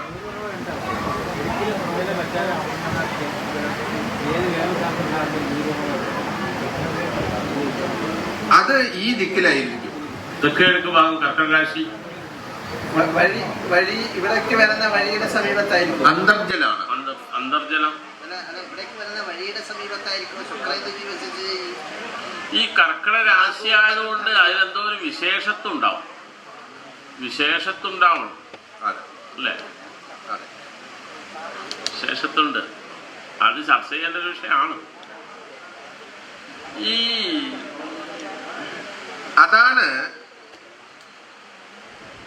അതാണ് ഈ ഭൂമിയുടെ നൈസർഗികമായ ദേവതാ സാന്നിധ്യ ലക്ഷണം. അതിൻ്റെ ഒരു ഉത്ഭവസ്ഥാനം ഒരു മോക്ഷ സാധനമായിട്ട് യഥാ പശ്യേലങ്കം തനുഭവനനാഥ അഷ്ടമപതിം മൃതിം ധർമാദീശോ ജനുഷിതവസ്ഥാനം അഥവാ ശുഭാഭ്യാമാക്രാന്തം നവഭവനം പാപരഹിതം. അല്ല വന്നില്ലേ? ലഗ്നാധിപൻ ലഗ്നത്തിൽ വന്നു, അഷ്ടമാധിപൻ അഷ്ടമത്തിൽ വന്നു, 9ാം ഭാവതി 9ൽ വന്നു. ഇനി ഉത്തരാർദ്ധ 2ാമത്തെ നിയമമാണെങ്കിലും അല്ല വേണ്ടപ്പാ, ഈശ്വരൻ രണ്ടും പഠിക്കുമല്ലോ. ഒരു പടിക്ക് 2 പക്ഷിനെ കിട്ടിയെന്ന് പറഞ്ഞ പോലെ പ്രമാണം രണ്ടും പ്രവഹിക്കുന്ന ഒരു കാലഘട്ടമല്ലേ. 9ാം ഭാവത്തിൽ യാതൊരു പാപഗ്രഹമില്ലാത്ത 2 ശുഭഗ്രഹങ്ങൾ. ലഗ്നാധിപനായ ചന്ദ്രൻ ലഗ്നത്തിൽ, അഷ്ടമാധിപനായ ശനി അഷ്ടമത്തിൽ, 9ാം ഭാവതിയായ വ്യാഴം 9ൽ 1. ഇനി അല്ലെങ്കിൽ ഇതൊന്നും ഇല്ലെങ്കിൽ 9ാം ഭാവം പാപരഹിതമായിട്ട് 2 ശുഭഗ്രഹങ്ങൾ. അങ്ങനെയെങ്കിൽ അങ്ങീ ചിന്തിച്ച തെക്ക് കിഴക്ക് ഭാഗത്ത് ഫലത്തിലെത്തുന്നില്ല. തെക്ക് അങ്ങനെയല്ല, അത് ഒരു വിഷയം മനസ്സിലായി. അത് ഫലം പറയാൻ ബുദ്ധിമുട്ടുണ്ടാവും. ഒരു ഗ്രഹസ്ഥിതി കാണിച്ചിട്ട് അതിന്റെ സന്ദർഭമല്ലല്ലോ, താമ്പൂലിന്റെ അല്ലേ. അങ്ങനെ ഒരു വിശിഷ്ടത ഏതെങ്കിലും രീതിയിൽ ചർച്ച ചെയ്യപ്പെട്ട ഒരു മണ്ണാണോ ചർച്ച പിന്നീട് നിങ്ങൾ ഉറപ്പിച്ചു തന്നാൽ മതി. അതായിരിക്കും ഇതിന്റെ നൈസർഗികമായിട്ടുള്ളൊരു മഹത്വം. അത് ഛത്രമാണ്, ഉദയമാണ്. ഇങ്ങനെ അനവധി ആരംഭങ്ങളായിട്ട് നമ്മൾ പല വിഷയത്തിലൂടെയും നമ്മൾ വാദപ്രതിവാദത്തിനൊക്കെ ഉപയോഗിച്ച് ശാസ്ത്ര ചർച്ചക്ക് വിധേയമാക്കാൻ വന്നൊരു ഭാവം ആയി കർക്കിടകം വന്നല്ലോ.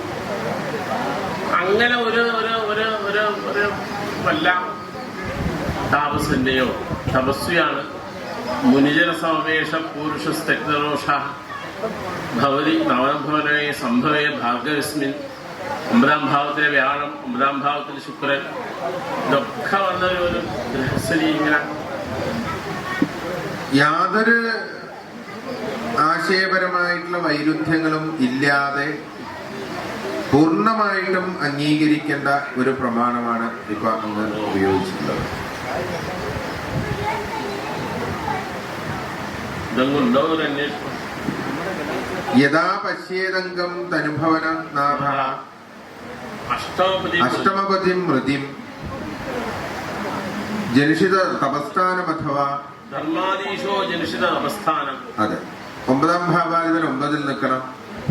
അഥവാ ശുഭാഭ്യാമാക്രാന്തം നവമഭവനം പാപരഹിതം വരക്ഷേത്രം പ്രാപ്യ ഒരു ഉപാസകന്റെ വിഷയം ഈ മണ്ണില് ഒരു വിശിഷ്ടമായിട്ടുണ്ടാവുന്ന ഈ ഇതുകളെ കൊണ്ട് നമുക്ക് ഇപ്പൊ ലക്ഷ്യത്തിലേക്ക് പോകണ്ട. ഇതിന്റെ ഒരു ചരിത്രം തെക്ക് ഭാഗത്താണ്. അത്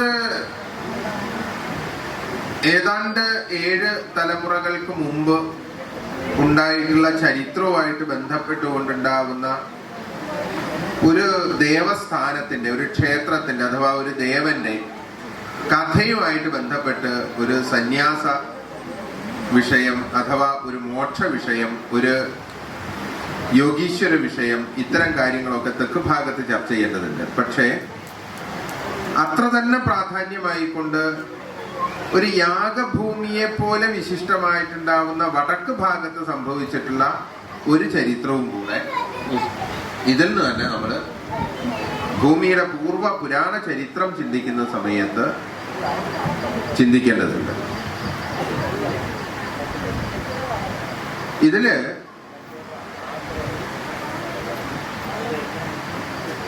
പ്രകൃതിദത്തമായിട്ടൊരു ഗുഹാമുഖം ഈ ദേശത്തുണ്ട്.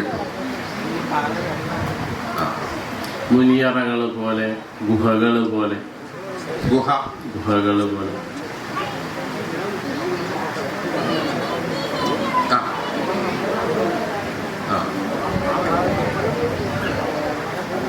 അതെ അതെ, അത് ഈ ഭാഗത്തായിരിക്കും. അത് മറുഭാഗത്താണ്. നമുക്ക് ഈ അങ്ങ് കാണിച്ച ജലാശയത്തിന്റെ വിഷയം തന്നെ ഉള്ളു സങ്കേതം. അല്ല, ഇത് കേവലം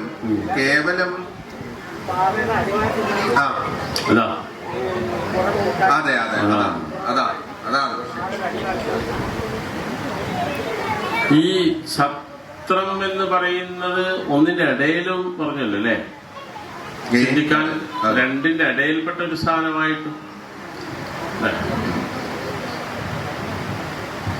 അത് ഈ പ്രകൃതിയുടെ ഒരു പ്രത്യേകമായിട്ടുള്ള ഒരു സ്വയംഭൂത്വം പോലെ. സ്വയംഭൂത്വമാണത്, സഹജമാണത്. സ്വയംഭൂ പീഡേ സ്വയംഭൂത്വം എന്ന് പറഞ്ഞാൽ സ്വയം ഭവിച്ച അതെ, അവിടെ സ്വയം ഭവിച്ച 2 പേരുണ്ട്. അവരുടെ കൂടെ ഒരു മകനും ഉണ്ട്. ആ 2 പേര് ആരാന്ന് ചോദിച്ചാൽ ശിവപാർവതിമാരാണ്.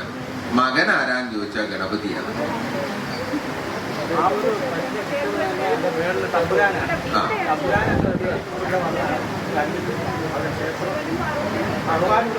നോക്കാം അതിന്റെ പശ്ചാത്തലത്തിൽ സൂര്യേന്ദ്രന്മാര് ഏകരാശിയില് നക്ഷത്രമാനവതന പ്രതിമേ വിഭാഗേ ലക്ഷ്മാതിശേത്.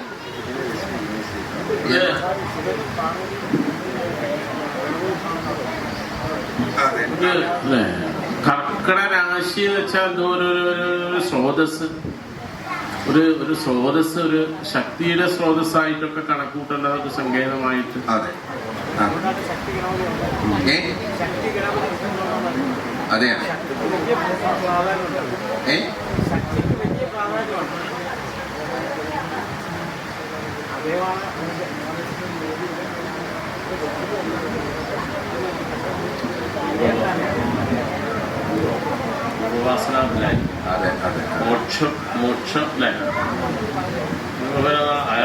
അങ്ങനെയാണോ കൈലാസം കുന്നായത്? അല്ല, കൈലാസം കുന്ന് പണ്ട് മുതലേ ഉണ്ട്. കൈലാസം കുന്നാണ് അത്. അവിടേക്ക് വിമാനം കൊട്ടാരത്തിൽ വന്നൊരു ആള്, വിവാഹം കഴിക്കുന്ന രാജാവ് സ്ത്രീധനമായി ചോദിച്ചതാണ് ഈ തരിശിപ്പ് പാറ. എനിക്ക് ഈ പാറ തന്നാൽ മതി. അങ്ങനെ എത്ര 100 ഏക്കർ 111 ഏക്കർ അങ്ങനെ കണ്ടാണ് പാറ അദ്ദേഹം സ്ത്രീധനമായിട്ട് വാങ്ങിച്ചിട്ട് അദ്ദേഹം ഉപാസിച്ചിരുന്നൊരു ഗണപതിയുടെ വിഗ്രഹം അദ്ദേഹത്തിന്റെ ഗുരുനാഥനം കൊണ്ട് പ്രതിഷ്ഠിച്ചതാണ്.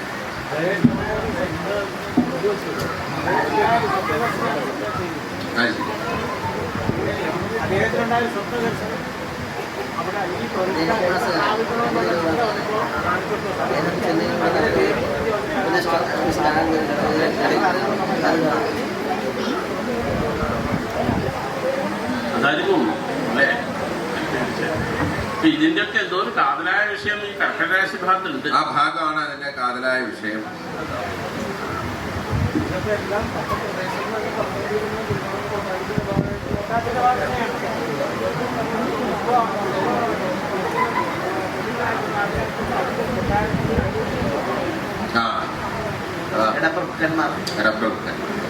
അതായിരിക്കും സൂര്യൻ ചന്ദ്രൻ. ശരി. എനിക്ക്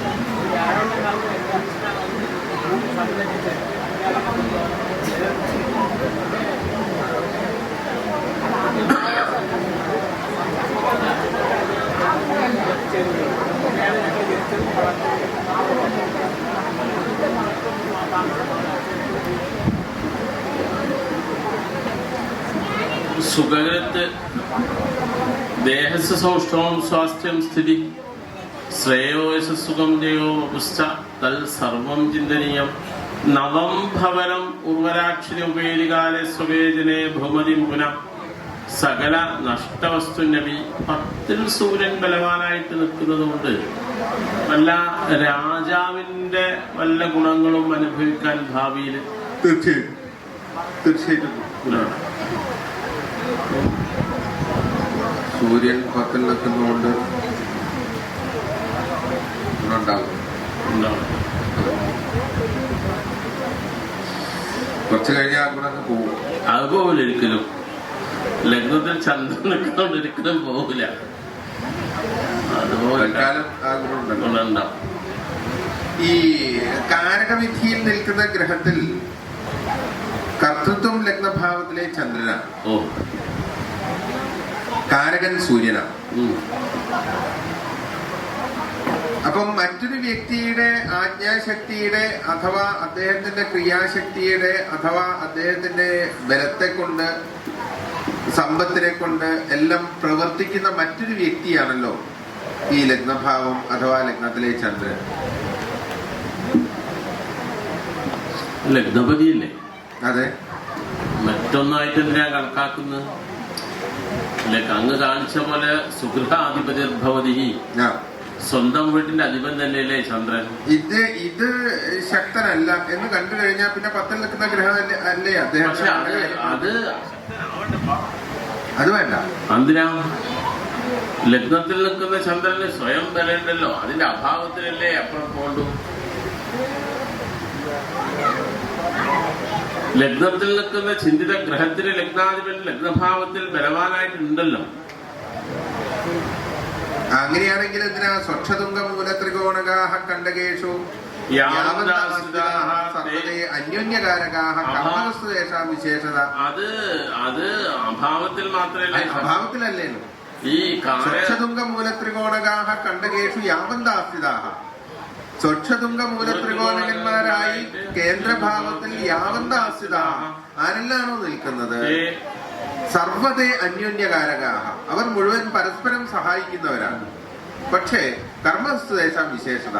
പത്തിൽ നിൽക്കുന്ന ഗ്രഹം വിശേഷമായിട്ടുള്ള ലഗ്നാധിപന്റെ ദൗർബല്യം അല്ല, അതല്ലേ എന്താണ് കാരഗ്രഹങ്ങൾ അത്യന്തമായിട്ടും ഭാവങ്ങൾക്ക് എന്നെ വിധിച്ചു ആചാര്യം.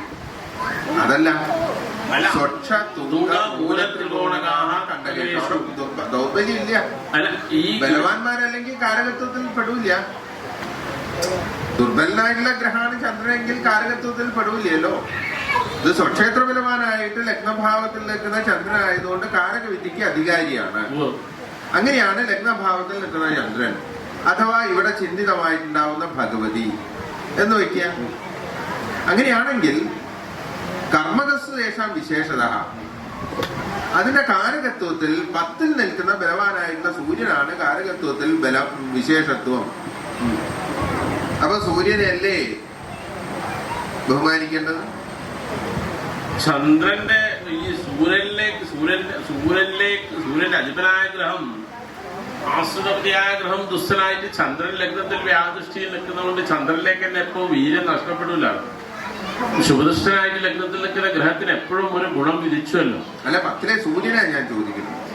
10ലെ സൂര്യന് ഉച്ചത്തുനിന്ന് വിട്ട ഗ്രഹമായതുകൊണ്ട് 10ൽ നിൽക്കുന്നു എന്നുള്ളൊരു ഗുണമല്ലേ ഉള്ളൂ. 10ൽ നിൽക്കുന്ന ഗുണമല്ലേ? അത്യുച്ചം വിട്ട ഗ്രഹമാണ്. 10ൽ നിന്നാ മാത്രം പോരെ. ഈ അധിപൻ കർമാധിപൻ മറ്റേത് പറഞ്ഞല്ലോ, ഒരു വിഷയത്തിൽ പറഞ്ഞല്ലോ 10ൽ സൂര്യന് ഈ കേശസ്ഥ സുസ്ഥോ യതി കേശസ്ഥ സുസ്ഥ ഊർജസ്വി ജനവല്ലഭോ ദശമകേ സൂര്യേ കുജേവ മഹൽക്കാര്യം സാധേതി പ്രതാപബഹുലം കേശസ്ഥ സുസ്ഥോ യതി. പ്രതാപബഹുല യോഗമാവണമെങ്കിൽ അല്ലല്ല, ഈ എന്താണ് ഊർജസ്വി ജനവല്ലഭോ ദശമകേ സൂര്യേ കുജേവ മഹൽക്കാര്യം സാധേതി കഴിഞ്ഞു. പ്രതാപബഹുലം കേശസ്ഥ സുസ്ഥോ യതി. ഭാവാധിപതി സുസ്ഥനാണെങ്കിൽ അയാൾക്ക് ബഹുലയോഗമുണ്ട്. അതല്ല ഇവിടെ 10ാം ഭാവം സൂര്യനോ ചൊവ്വയോ നിന്ന് കഴിഞ്ഞാൽ മഹൽക്കാര്യം സാധയതി. ലഗ്നത്തിൽ നിൽക്കുന്ന ചന്ദ്രനിലേക്കുള്ള വ്യാദൃഷ്ടിയുടെ ഗുണം തന്നെ ആയിരിക്കുമല്ലോ ഒരു ഊർജസ്വായിട്ട് കിട്ടുക. അല്ല, അന്യത്തായിട്ട് ചിന്തിക്കേണ്ടി വരുമോ? അന്യത്തായിട്ട് ചിന്തിക്കേണ്ടതായിട്ട് വരും.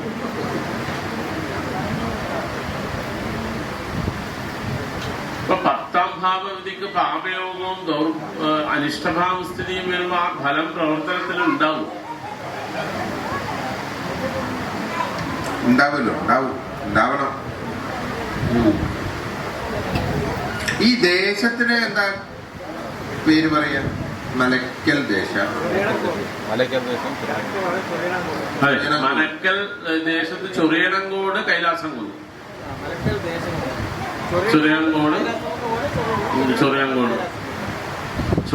എന്നാ ഈ സ്ഥലത്തിന്റെ പർട്ടിക്കുലർ ഈ സ്ഥലം ചൊറിയണങ്കോട്. അതെ അതെ,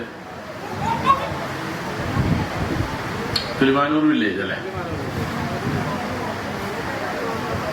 അത് നമുക്ക് കുറച്ചുകൂടെ പോയിട്ട് ചിന്തിക്കാം. മേടരാശിയിലെ സൂര്യൻ കിഴക്ക് ഭാഗത്ത് ശിവാംശം ഉള്ളതുപോലെ തന്നെ വൃശ്ചികാംശം നിൽക്കുന്ന സമയത്ത് അതേപോലെ പടിഞ്ഞാറ് ഭാഗത്തും ശിവാംശമുണ്ട്.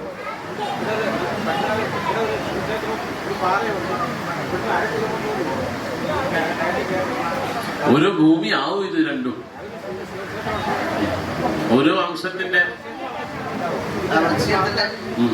സ്വയംഭൂ പോലെ കാണുന്ന ഒരു ശിവൻ. സ്വയംഭൂ ആ സ്ഥലം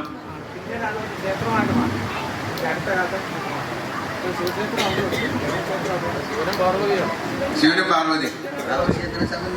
അതെ അത് തന്നെയാണ് ശരി. സൂര്യചന്ദ്രന്മാര് ആ വിഭാഗക്കാർ അതിന്റെ ചില ആചരണങ്ങൾ.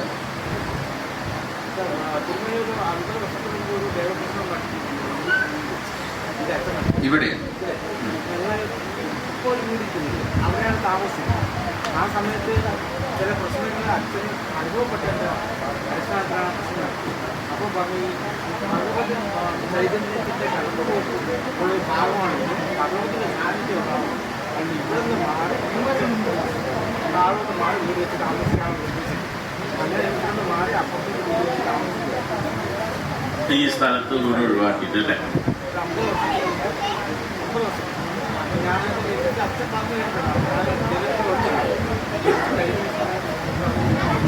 അറിയാവുന്ന സമയത്താണ് 17 വയസ്സുള്ള സമയത്തായിരുന്നു ഈ ഭൂമി എന്ന് പറയുന്നത് ഈ ഭൂമി താമസിക്കുന്നത് അവിടെ ആയിരുന്നു ഞങ്ങൾ താമസിക്കുന്നത്. അവിടെ വെച്ചാണ് പ്രശ്നം നടന്നത്. പ്രശ്നം നടത്തി കണ്ടതിനോട് തിരികെയാണ് അവിടെ നിന്ന് നടത്തിയത്. ഞങ്ങൾ താമസിക്കുന്നത് അവിടെ വെച്ചിട്ടാണ് അങ്ങനെയാണ്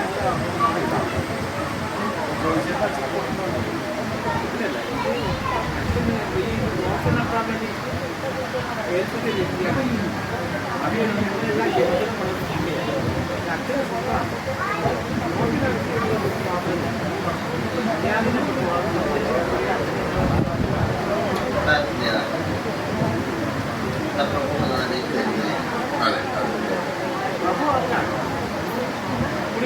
അതെ അതെ.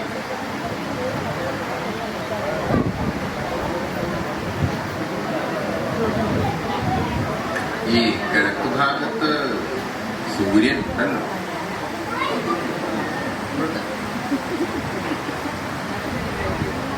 അത് ഏത് സമയത്താണോ യഥാർത്ഥ സൂര്യനായിട്ട് പ്രത്യക്ഷമാകുന്ന സമയത്ത് ആ സമയത്തെ ഇവിടെ പ്രകാശിതാവുള്ളൂ. യഥാർത്ഥത്തിൽ കിഴക്ക് ഭാഗത്ത്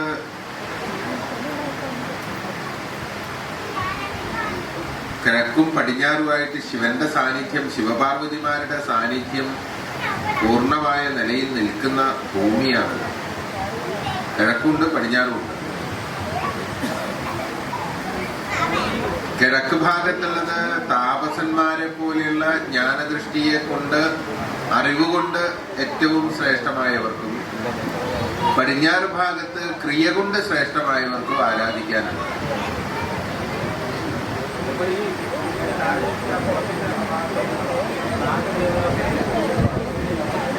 അതൊക്കെ വരുന്നു. കാരകത്വം എന്തായിരുന്നാലും നിശ്ചയിച്ചു പോയില്ല. കാരകത്വം നിശ്ചയിച്ചു പോയില്ല.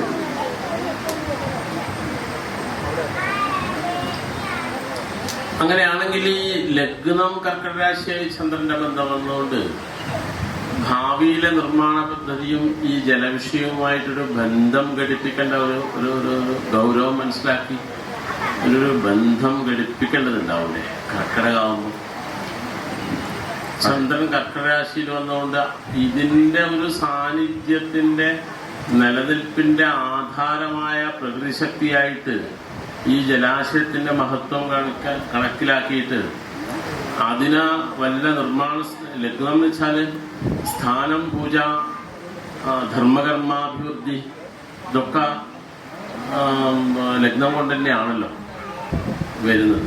അപ്പം ഈ ലഗ്നപതി ബലവാനായിട്ട് ലഗ്നത്തിൽ നിൽക്കുമ്പം ഭാവിയിലെ നിർമ്മാണ പ്രവർത്തനങ്ങൾ ഈ ജലാശയത്തിന്റെ ഒരു പ്രാധാന്യം കണക്കിലെടുത്തിട്ട് തന്നെ ആയതുകൊണ്ട് ഇവിടുത്തെ ഒരു നിർമ്മാണം അങ്ങനെ എന്തെങ്കിലും വേണ്ടത് അന്വേഷിക്കണം. ഇവിടെ യഥാർത്ഥത്തിൽ പറയുന്നത് എന്താണെന്ന് വെച്ചാൽ ഈ കിഴക്ക് തെക്ക് ഭാഗം എത്ര ദൂരമുണ്ട് എന്നൊക്കെ നമുക്ക് നോക്കിയിട്ട് വേണം അത് ചെയ്യാൻ. ആ ഭാഗത്തുള്ള തീർത്ഥത്തെ, അതെ, ആ തീർത്ഥത്തെ പ്രകൃതിയിലൂടെ തന്നെ യാതൊരു തരത്തിലുള്ള കൃത്രിമത്വം ഇല്ലാത്ത പ്രകൃതി സിദ്ധമായിട്ട് തന്നെ ഇവിടെ എത്തിച്ച് ഇവിടുത്തെ ആഭ്യന്തര കാര്യത്തിന് വേണ്ടി ആ തീർത്ഥാണ് ഉപയോഗിക്കുന്നത്.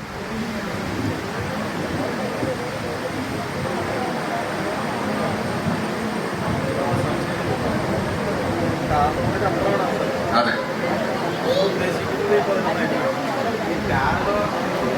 പിന്നീട് വന്നതായിരിക്കും. ആ,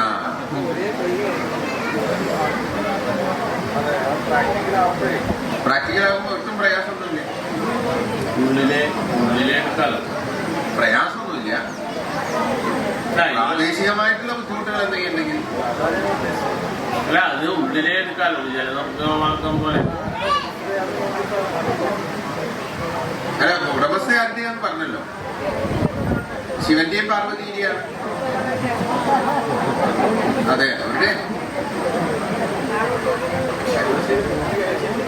ഭൂമിയുടെ ആധാരം ആരുടെ പേരില്ലാന്ന് അറിയില്ല.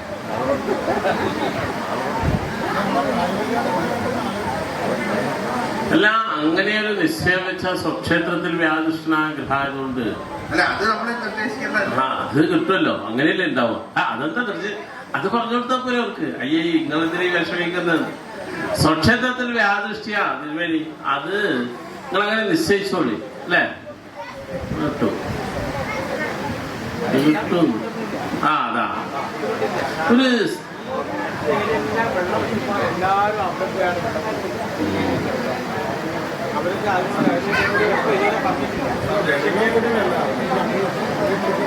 അല്ല, അത് ഒരു പ്രകൃതിയാ ഉപയോഗപ്രദമാക്കി തീർക്കാം, നമ്മൾക്ക് ഉപയോഗമായി തീർക്കാം. അതിപ്പോ ആരുടെ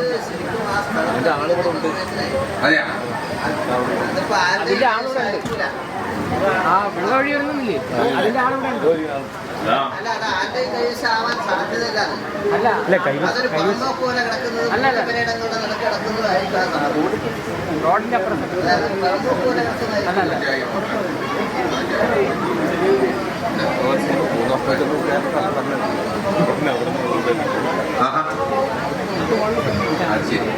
അതാണ് ഇതിലൊരു ചന്ദ്രനായതുകൊണ്ട് എല്ലാവർക്കും ഒരു ഉപകാരപ്രദമാകുന്ന ഒരു സ്ഥലമാണ്.